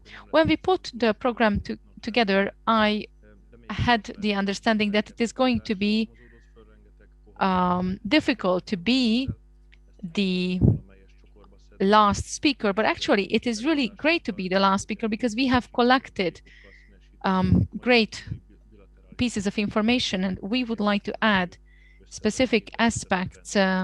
We want to reflect a clear image on the regional industrial activities. We will give the presentation together with my colleague, and probably at the 2/3 I will be sharing the word and passing on the floor to her. I think we have heard a great deal how colorful the Hungarian-Chinese cooperation is and what kind of aspects make this bilateral connection even richer. Probably you do not necessarily know that the service offer focused in Budapest. I wanted to list them without being exhaustive, but here there is an interesting Asian investor scope or group which operates with great efficiency, just like we heard from Vice President in Kazincbarcika and elsewhere. They usually do processing and manufacturing when it comes to their various aspects. And this is what we would like to report about. We are really proud that the University of Miskolc doesn't have it as a new mission, but we have had great results in the past. Professor Ernő Takács, mining engineer, a geophysicist. Actually, we have a new auditorium that was named after him. We are really proud of him, who coordinated a geophysicist team. And then we also heard from Mr. Rohr that how interesting that period was. And actually, one of the mines that was explored by them is still supplying oil to China. And with Sopron and Miskolc, it was used to call Heavy Metal University. But we are really proud that we have this background. This is the past that we have here in Miskolc. For the very purposes of understanding why Chinese investors are important for us and why we need to fully get to understand them, very briefly, allow me to speak about the position of our country. Victoria Józsa very clearly and numerically supportedly presented that for us. Probably it is well known that the industrial capacity you might even call this desindustrialization, brought about negative social and demographic impacts, both in terms of time and depth. This was a huge crisis, one of the greatest ones of the last few decades. There was a slow shift in the trends around the 2000s. This is when I was studying at the university, and I really felt how slowly this process picked up, how slowly infrastructure reached us. And along with the highway, the first investors arrived. And a decade after, if you want to consider where the foreign direct investment arrived to the Transdanubia, but they did arrive. And just like Viktória mentioned, in the second half of the 1990s, a Japanese investor established Shinwa factory. They were the first one who gave their trust to Miskolc. There was no online content back then, but it was on the headlines of the local newspapers that finally the headquarters in Miskolc and Borsod-Abaúj Zemplén County is going to be provided trust. Now we feel and see that this early bird was followed by other ones. And then we are proud to say that the reindustrialization has positive impacts which are tangible. And primarily it's Kazincbarcika in the Borsod Camp, it's probably the most prevalent there. If you have visited Kazincbarcika, let's say, recently, and then you did that 10 years ago, you can really feel the difference, and then you can see the success implemented by the company. In 2021, the county has huge industrial capacities. I will seek to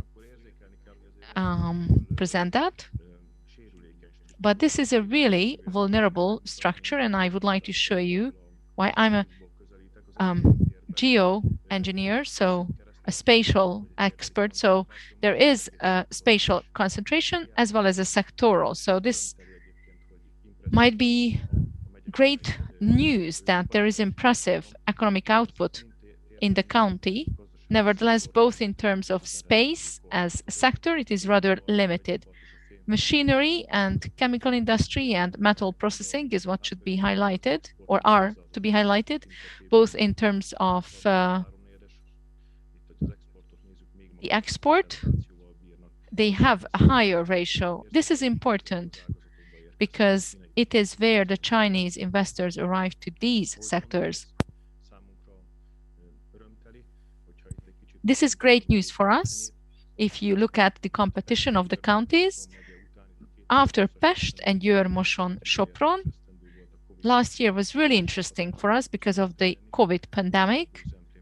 In Baz County, we are the third largest in terms of industrial output, and that makes us really proud and self-confident, and it is success, even if we know that the size of these counties is different, and we want to reflect that in the figures. But if we take that into consideration, we are very much lagging behind the central or the western Transdanubia. Whom can we owe this favorable turn to? Besides the Hungarian producers, we must mention the foreign investors as well, who brought in new technologies, management processes, production capacities, just like we heard before, and then we have seen that. When it comes to Western European, French, North American, all sorts of other investors are added or complemented by a group of Asian investors. Viktória, Józsa mentioned that before, but I want to reiterate that they are really heterogeneous. It's really simple for me to write that they are Asians, but actually that's not a homogeneous group.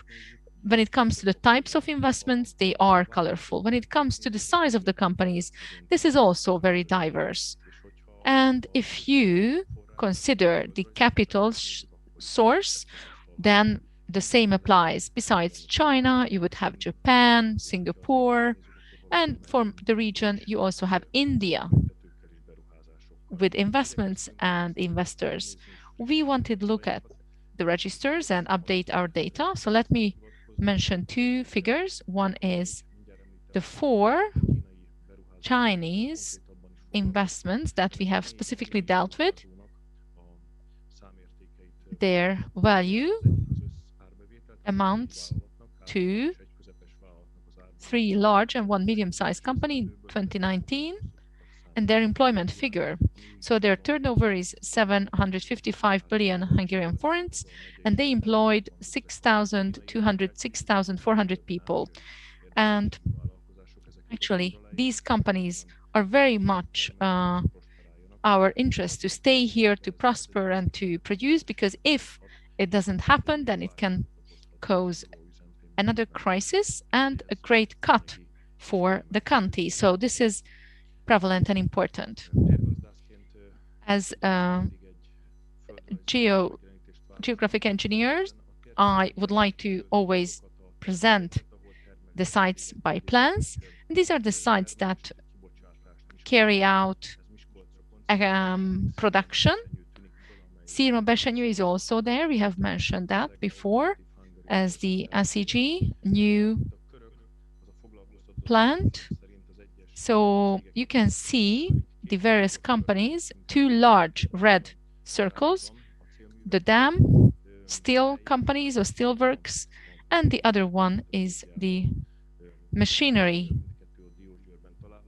Diósgyőr plant. You can see the red circle, what kind of a shock it meant, and the sectoral change and a shift that these production capacities, these units had to be replaced in Miskolc.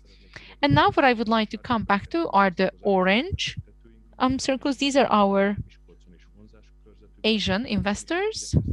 I sought to keep the chronological order, just like Viktória Józsa did. You see the Asian investors' arrival in terms of time, and you can see the intensity of it, thanks to the government support and the orientation. So in the last decade or so, the number of Chinese investments primarily increased, and Yuasha is a Japanese investor that once again opted for Miskolc. And Chevron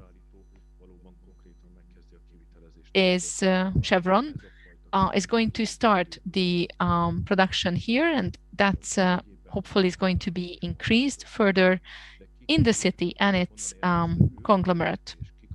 Who are these companies and where do they come from?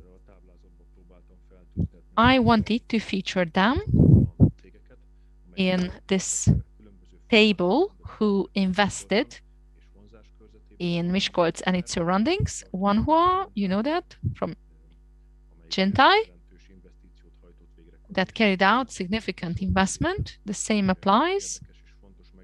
And important to mention, the Ningbo, Joyson.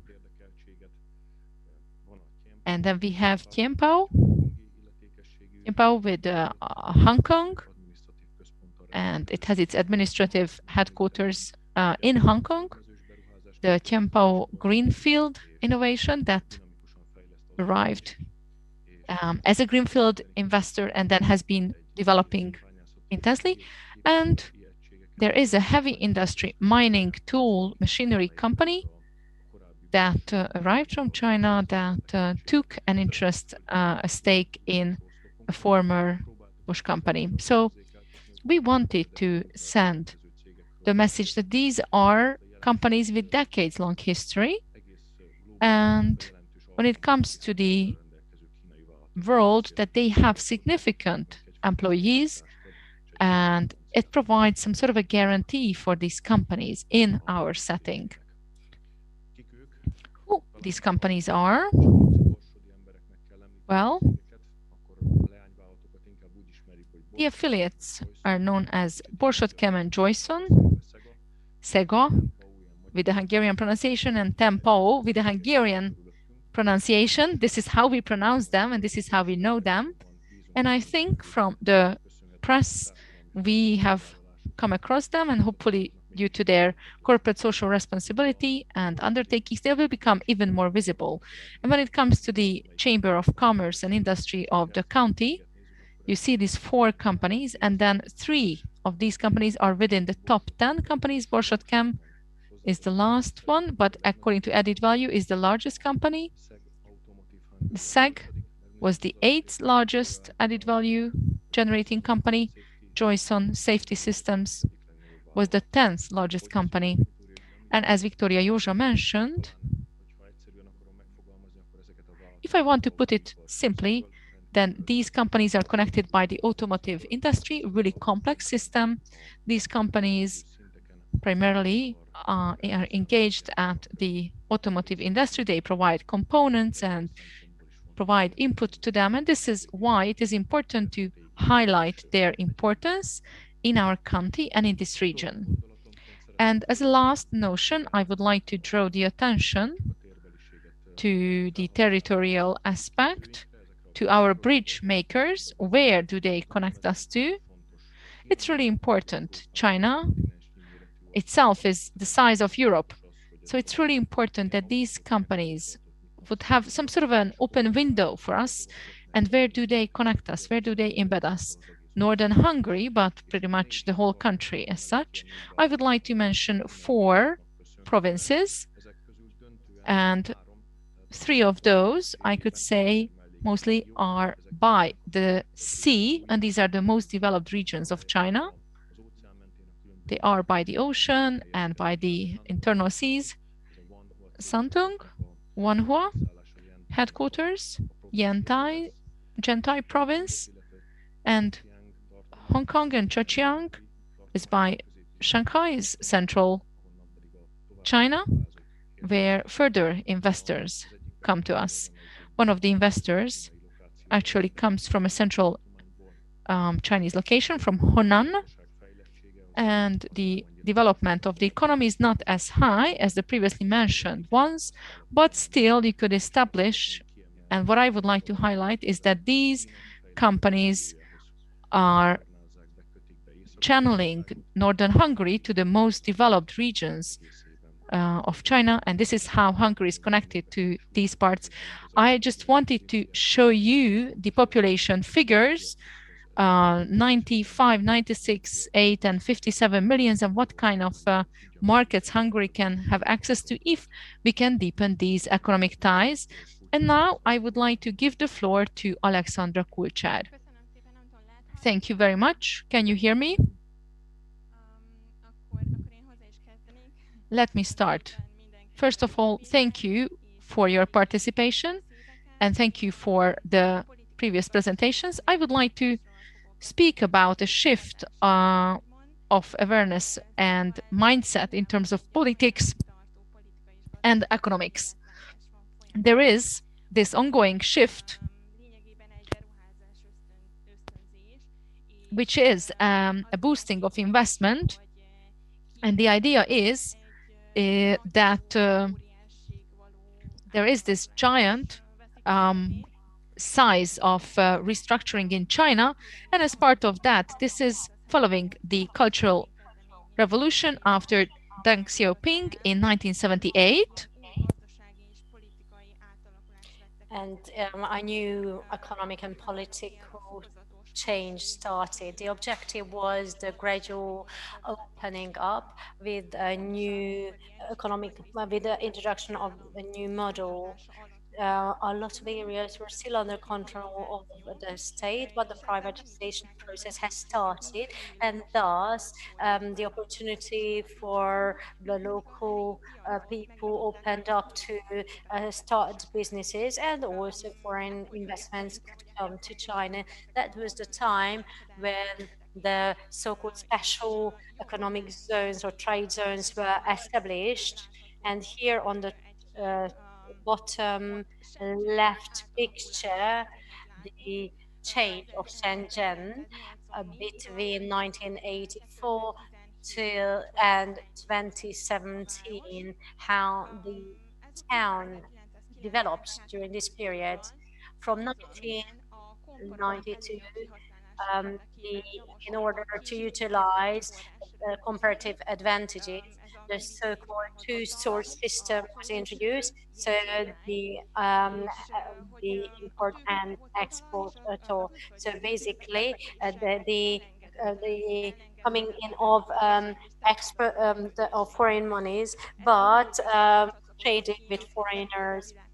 And then at the time, China also joined the WTO, and Jiang Zemin also believed that it is very important to develop the cooperation in the framework of various projects, and also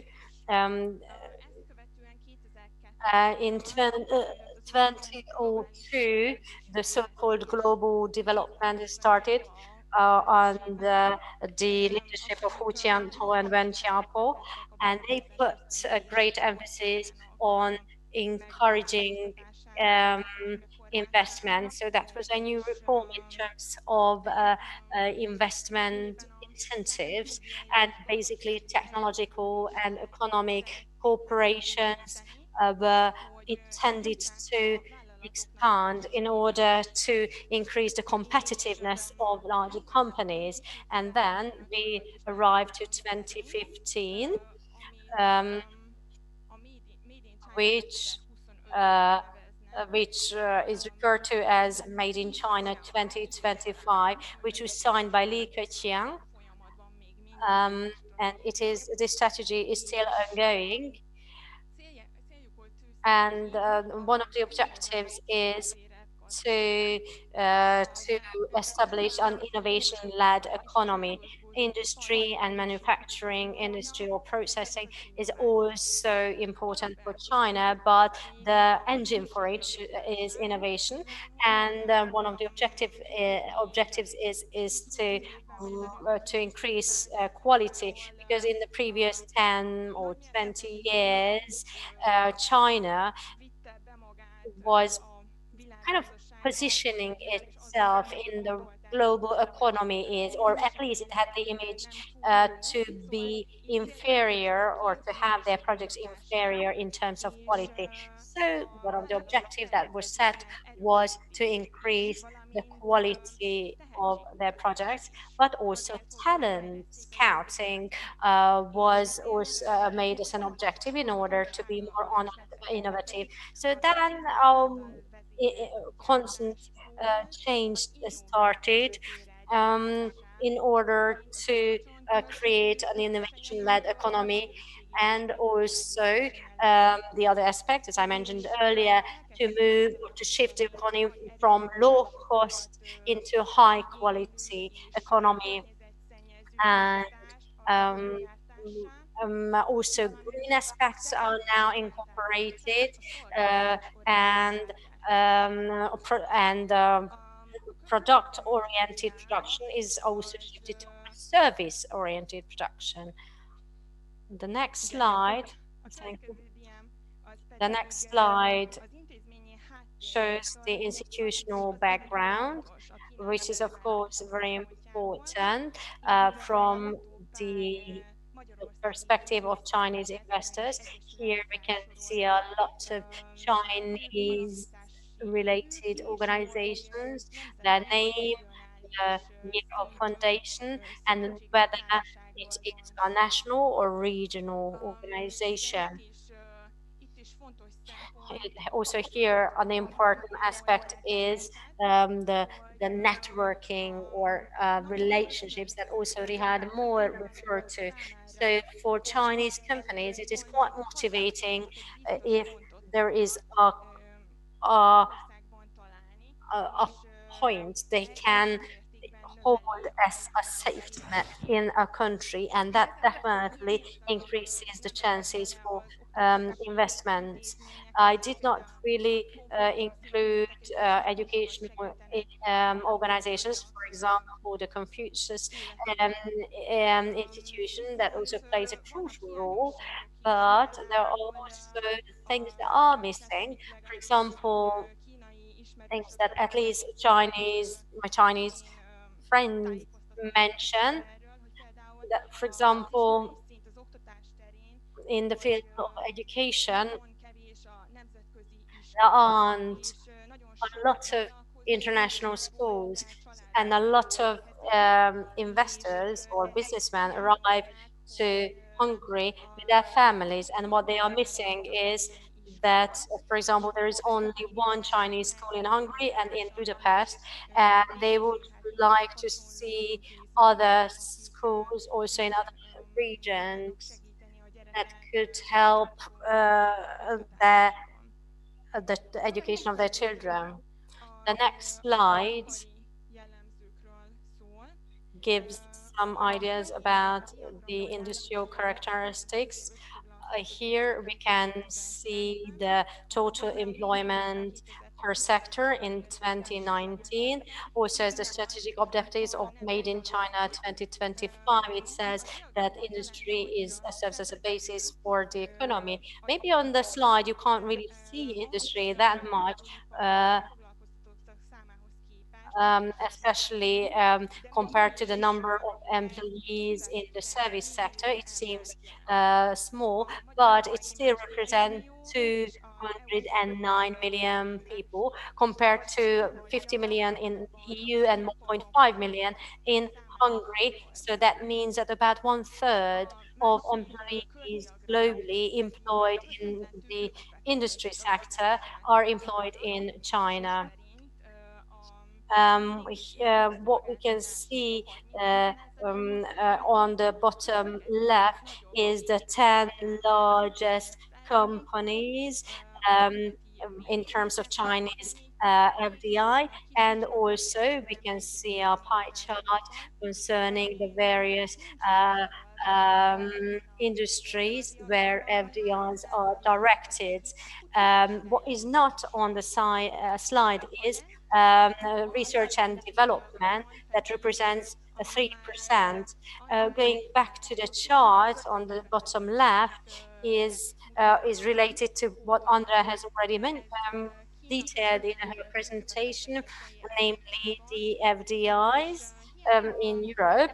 And it seems quite negligible the amount of FDI towards Hungary, but it is still among the largest 10 countries in Europe in terms of attracting FDI, Chinese FDI.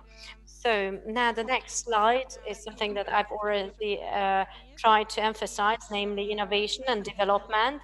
And based on that, what we can see is that China is investing more and more each year into research and development. For example, in 2019, 1 billion Hungarian forint, or the equivalent in yuan, was invested into research and development, and over 4 million patent applications were made. And I think this is my last slide. The slide is about something that Viktória Józsa has also mentioned, namely how important it is, or is becoming, for Chinese company is the CSR, and a good example of that is and they really try to support their employees and the local communities. And they support hospitals, public institutions, but also sport competitions. And I think I finished my presentation, and now I'd like to pass the floor back to Dániel Kuttor. Thank you, Alexandra. I promise I will be very short at the end, because according to the program, this should be a roundtable discussion. I really hope that we still have a bit of time left to share some ideas in an interactive manner. It was a great pleasure for me to listen to all the presentations. I'd like to thank to everyone and all the participants of the roundtable discussion for delivering such interesting and up-to-date information. And I strongly believe these kind of events really serve the Hungarian and Chinese relationships in the future. We can rely on very reliable partners for that, and therefore I think it is really a pleasure to work in this field, and it is our mission to facilitate cooperation. Thank you. And there are some questions. So now I'd like to ask the members of the roundtable discussion to switch on the mic. What sort of things we need to consider when negotiating with Asian partners? What can you do and say, and what mustn't you do? What would be offensive? Did they actually mention or a name who they wanted to, or a participant they want to address this question to? No, no, so it can be free. I think it is the topic of Richárd Mohr. I was just gathering some energy to intervene. Well, so I normally try to keep quiet when I'm not addressed. Well, what we need to pay attention to is a rather complex issue. Obviously, it has some intercultural elements about which obviously I talked at least to some extent. One of the general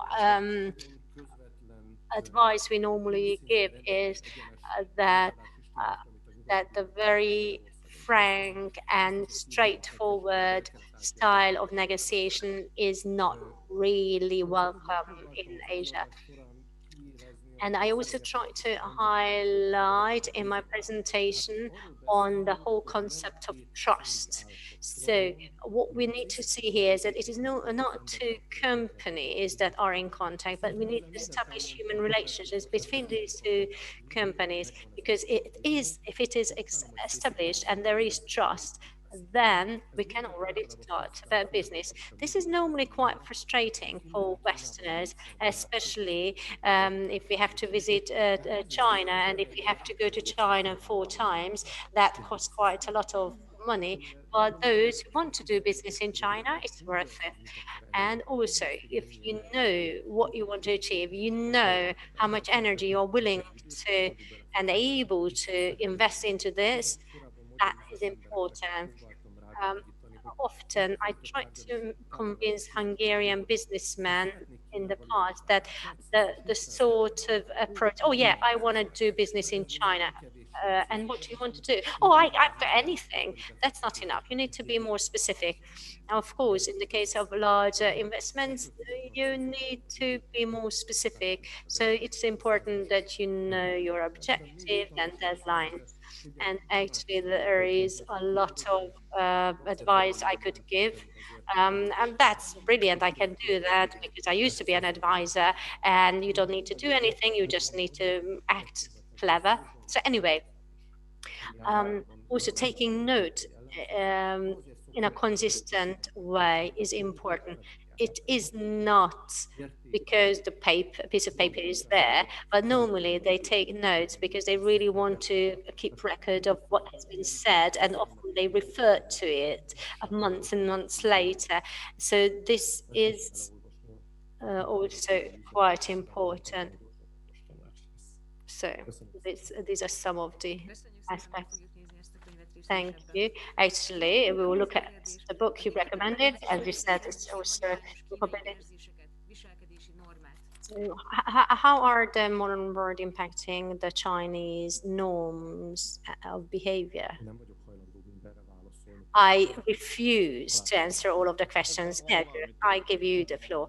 Well, I can say some things maybe, but this is actually Richárd's topic.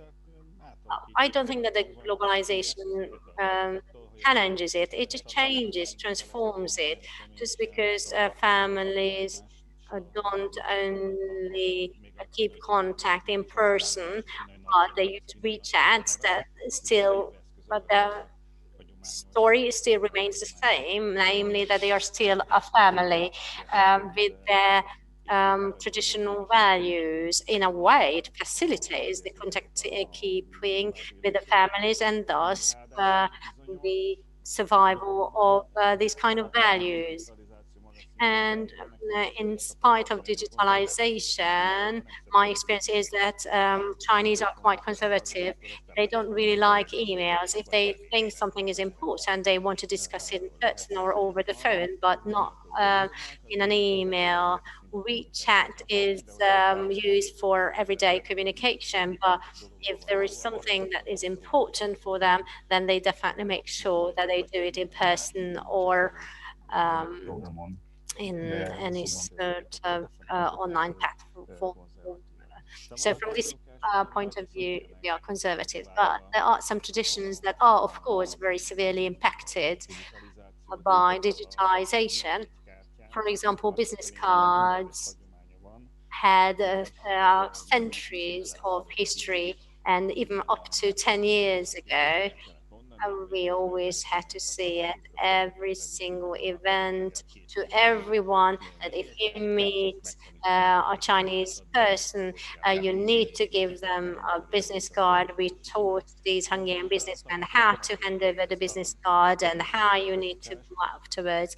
And now this tradition of hundreds of years is completely ruled over by WeChat. So now when they meet, they just read each other QR code instead of handing over or exchanging business cards.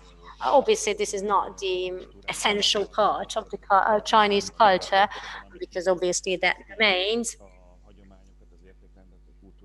So it is not the digitalization that would have an adverse impact on the values anyway, but maybe we would like to say. I could add so many things, but I'm not going to because that would really take a long time. There is another question. How could we make Hungary more attractive for the Asian investors? Well, I do want to respond to that because I have been working with this issue for quite a while. So just to just the fact how we package something, it could be a country, of course, also depends on the actual product. But also, as Gergely's presentation pointed out, the package of Hungary or the content of Hungary is not very well thought out. What I mean is we need to clearly identify what we want to do. Hungary is, in a way, not a product. And to be honest, there are lots of things that are very well known in China. For example, Sándor Petőfi's poems, everyone knows in China, but that's on its own is not enough. If we just look around in the online space, for example, how much we know about another country, what we can see is that it is not only in Western Europe, but also in Central Europe, we can clearly identify certain things. For example, the rose oil and crystal for the Czech Republic, and in the mind of the layperson, there is some sort of an object or a good that they can connect to the specific country in the Central European countries. In Hungary, or Hungary actually owes in that respect. Well, actually, there's nothing that you could list that this relates to. If I want to, well, give advice, I don't want to, because there are far smarter people, but we should elaborate a thing. I don't know whether we have a chance for that, that will identify Hungary with a larger social unit that we can call ours. There was a slogan to invent Hungary. Well, in that moment itself was dead when this was to be created. So you shouldn't really think in terms of overly creative aspects, but the investment really was helpful. So when you were looking at it on the internet, then the bonds, the settlement bonds were really successful. That was successful marketing as such. Köszönjük szépen. Thank you very much. Anyone else to add anything? Gergely, the floor is yours. All I would like to say is that we are to make the country appealing not to the Chinese, and we have to sell, but we have to create ourselves, so to say, and we have to improve our economy and certain sectors so that in the region or in Europe, they would become significant, because if we conquer the EU market, then it's going to be interesting to the Chinese as well. Oftentimes, I have encountered that when I have this beautiful product and let's find Chinese buyers from that, because if only every 100th Chinese person buys the product, well, are you ruling the Hungarian market? Are you ruling the Central European market? Are you ruling the EU market? No, they have never sold one piece of product, but they think that they will start with China. That doesn't work that way. Coca-Cola did not start by conquering the Chinese market. First, it conquered the American market, and then it conquered the global market, and this is how it ended up in China. Of course, we don't have that type of a brand, but some niche markets could be conquered, but it doesn't work by targeting China first. We have to target ourselves. You have to invent and develop certain aspects. Innovation, research and development, new things have to be elaborated. The Chinese really pay attention to what is really going, what is it that can be sold, what it has a good price quality ratio, what is first in the world, and then they will jump at it. They don't require the third and the fourth, but you have to find that couple of things that you can become number one. And of course, it's not going to be a soft drink market, but there is definitely some sort of an aspect or a ratio where you can become prevalent. Thank you very much. I would like to add that I fully agree with what was said before, and just an example. I do remember that there was an attempt for a milk dessert that is similar to the famous Hungarian Turorudi, cottage cheese bar covered by chocolate, but because of the lack of cultural information was a failure in the very beginning, because most Chinese do not really like dairy products. They are sensitive to dairy products. And the companies and those who would like to invest abroad should become familiar first with the given specific setting that they would like to penetrate the market. And oftentimes this part is lacking. Let me add to that. It's not just with the Chinese relations, but all other relations as well, that we do not have natural resources. It's only the human resources that we can lean on. And Hungary, in the coming 20, 50 years, should very much focus on building the human resources with education and a little bit of healthcare. Without that, it's not going to happen.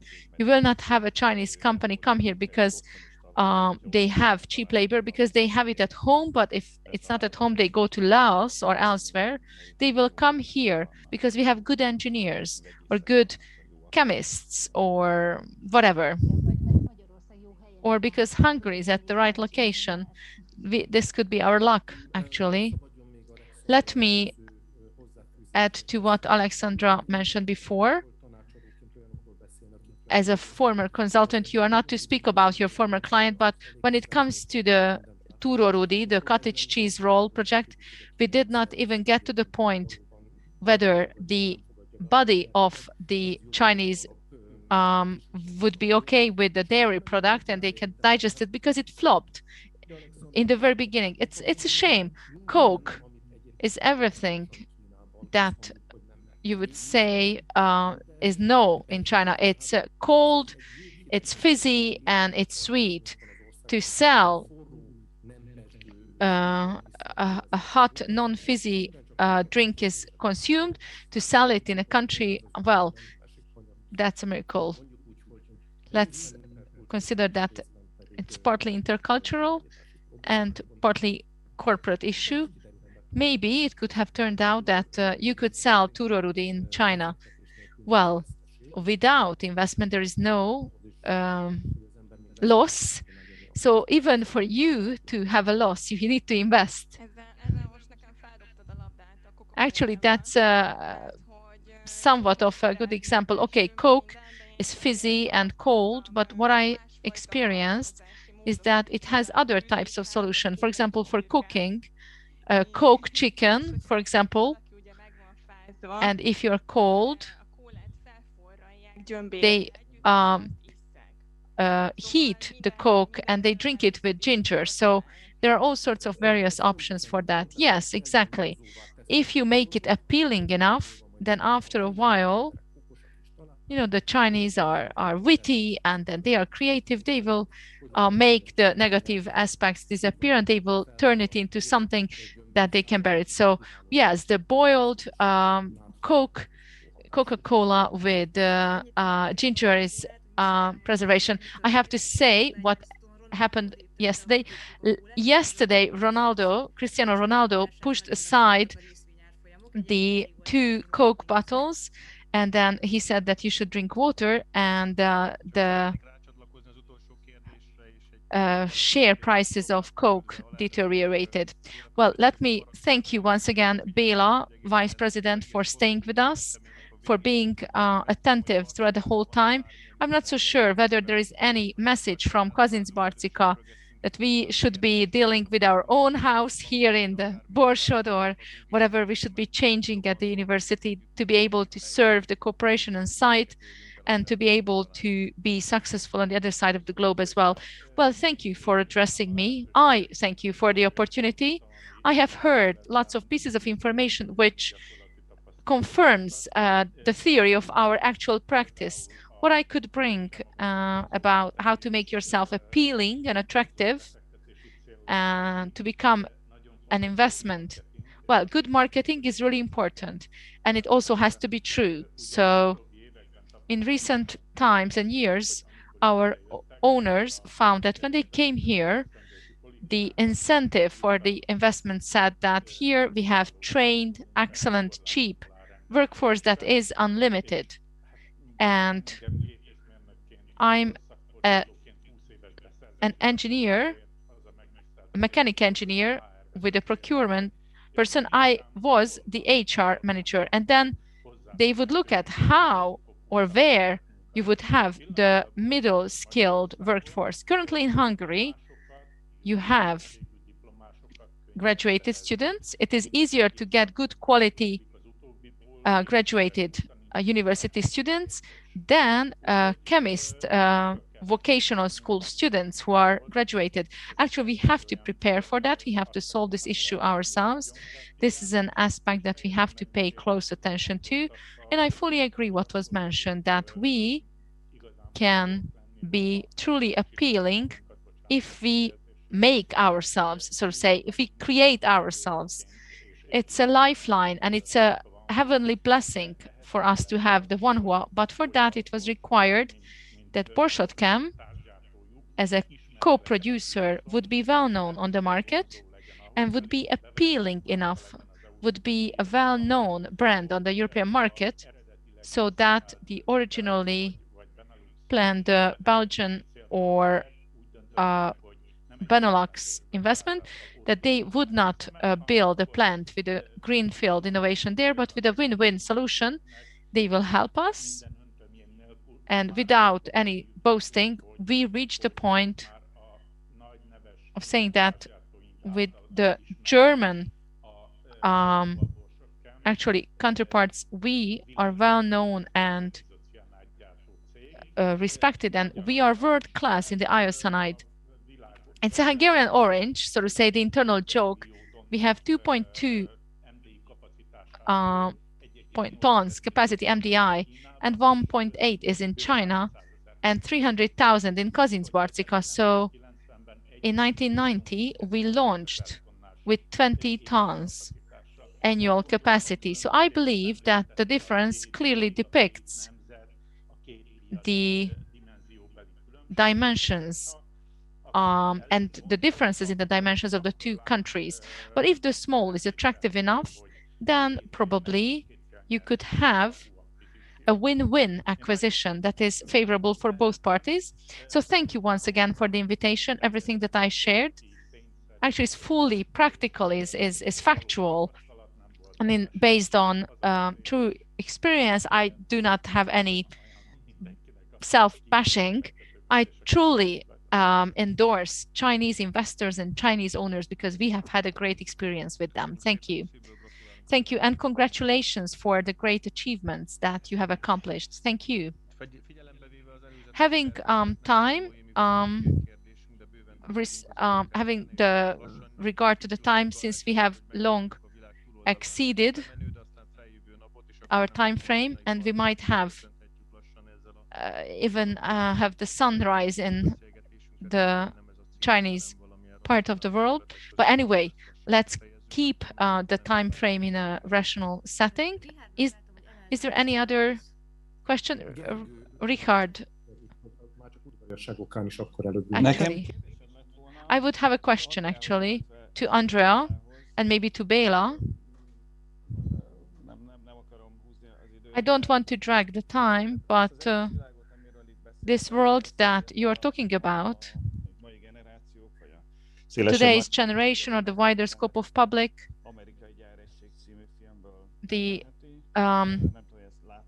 I'm not so sure whether you have seen this film.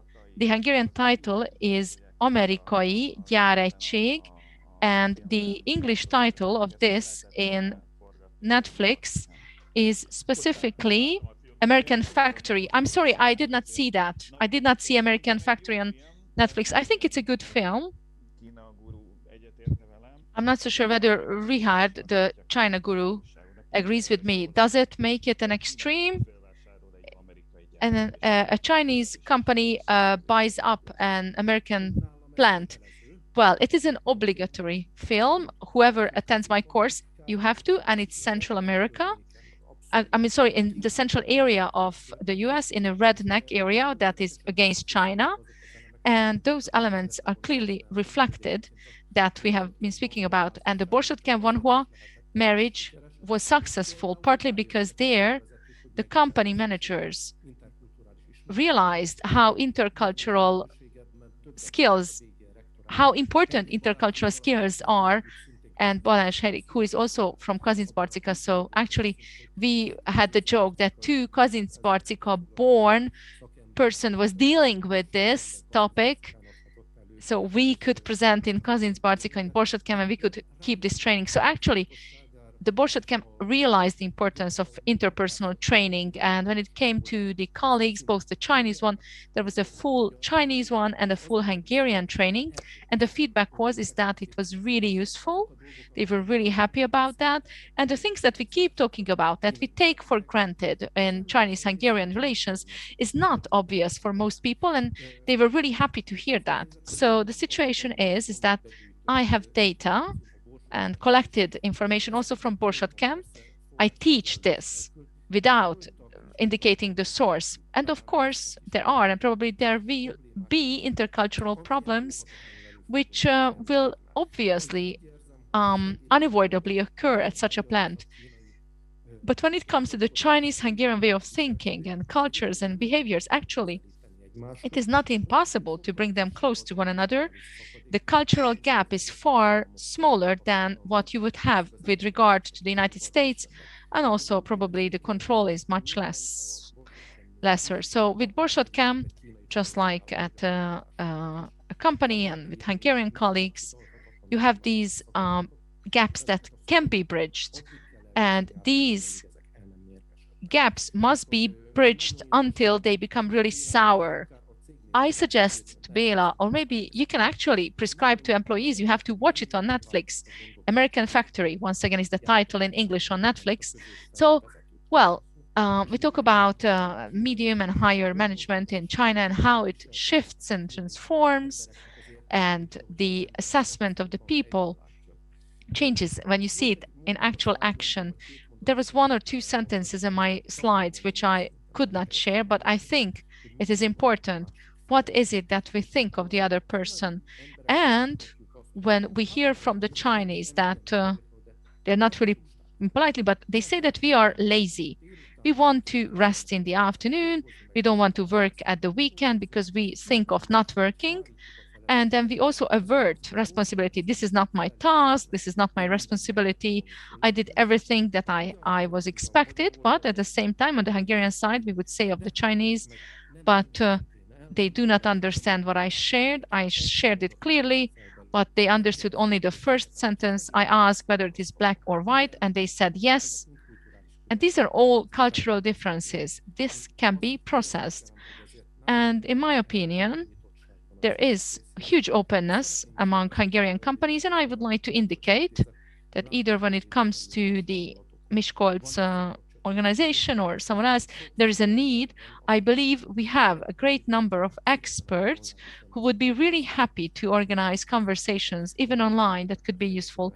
But I believe we have to finish it up because I have to fetch my child.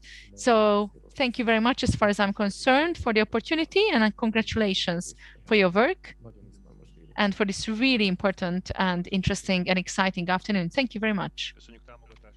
Thank you for your support. Thank you for your comments. Well, I don't know whether any other aspects. We are happy to have you back, Viktória, Józsa. Thank you for your presentation. I don't want to take, Noemi, the task of moderation from you. But let's conclude this session, and just like Richárd mentioned, this probably could be the beginning of a new path. Let's keep this format. Let's keep this way of cooperation. We are very open for that. Let's consider how this can reach as many people as possible and how this can be as credible as possible. So thank you once again for your participation.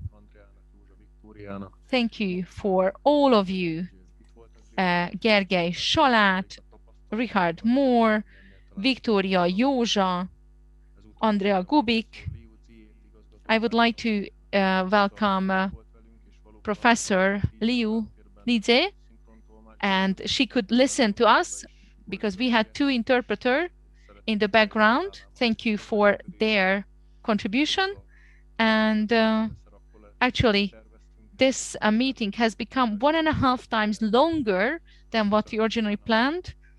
And thank you for the participation. It's rather difficult because we panelists see each other, but there were 40, 50 people with us at peak time. So we are really happy that you are interested in China, and let's widen our knowledge regarding this beautiful Central Asian civilization.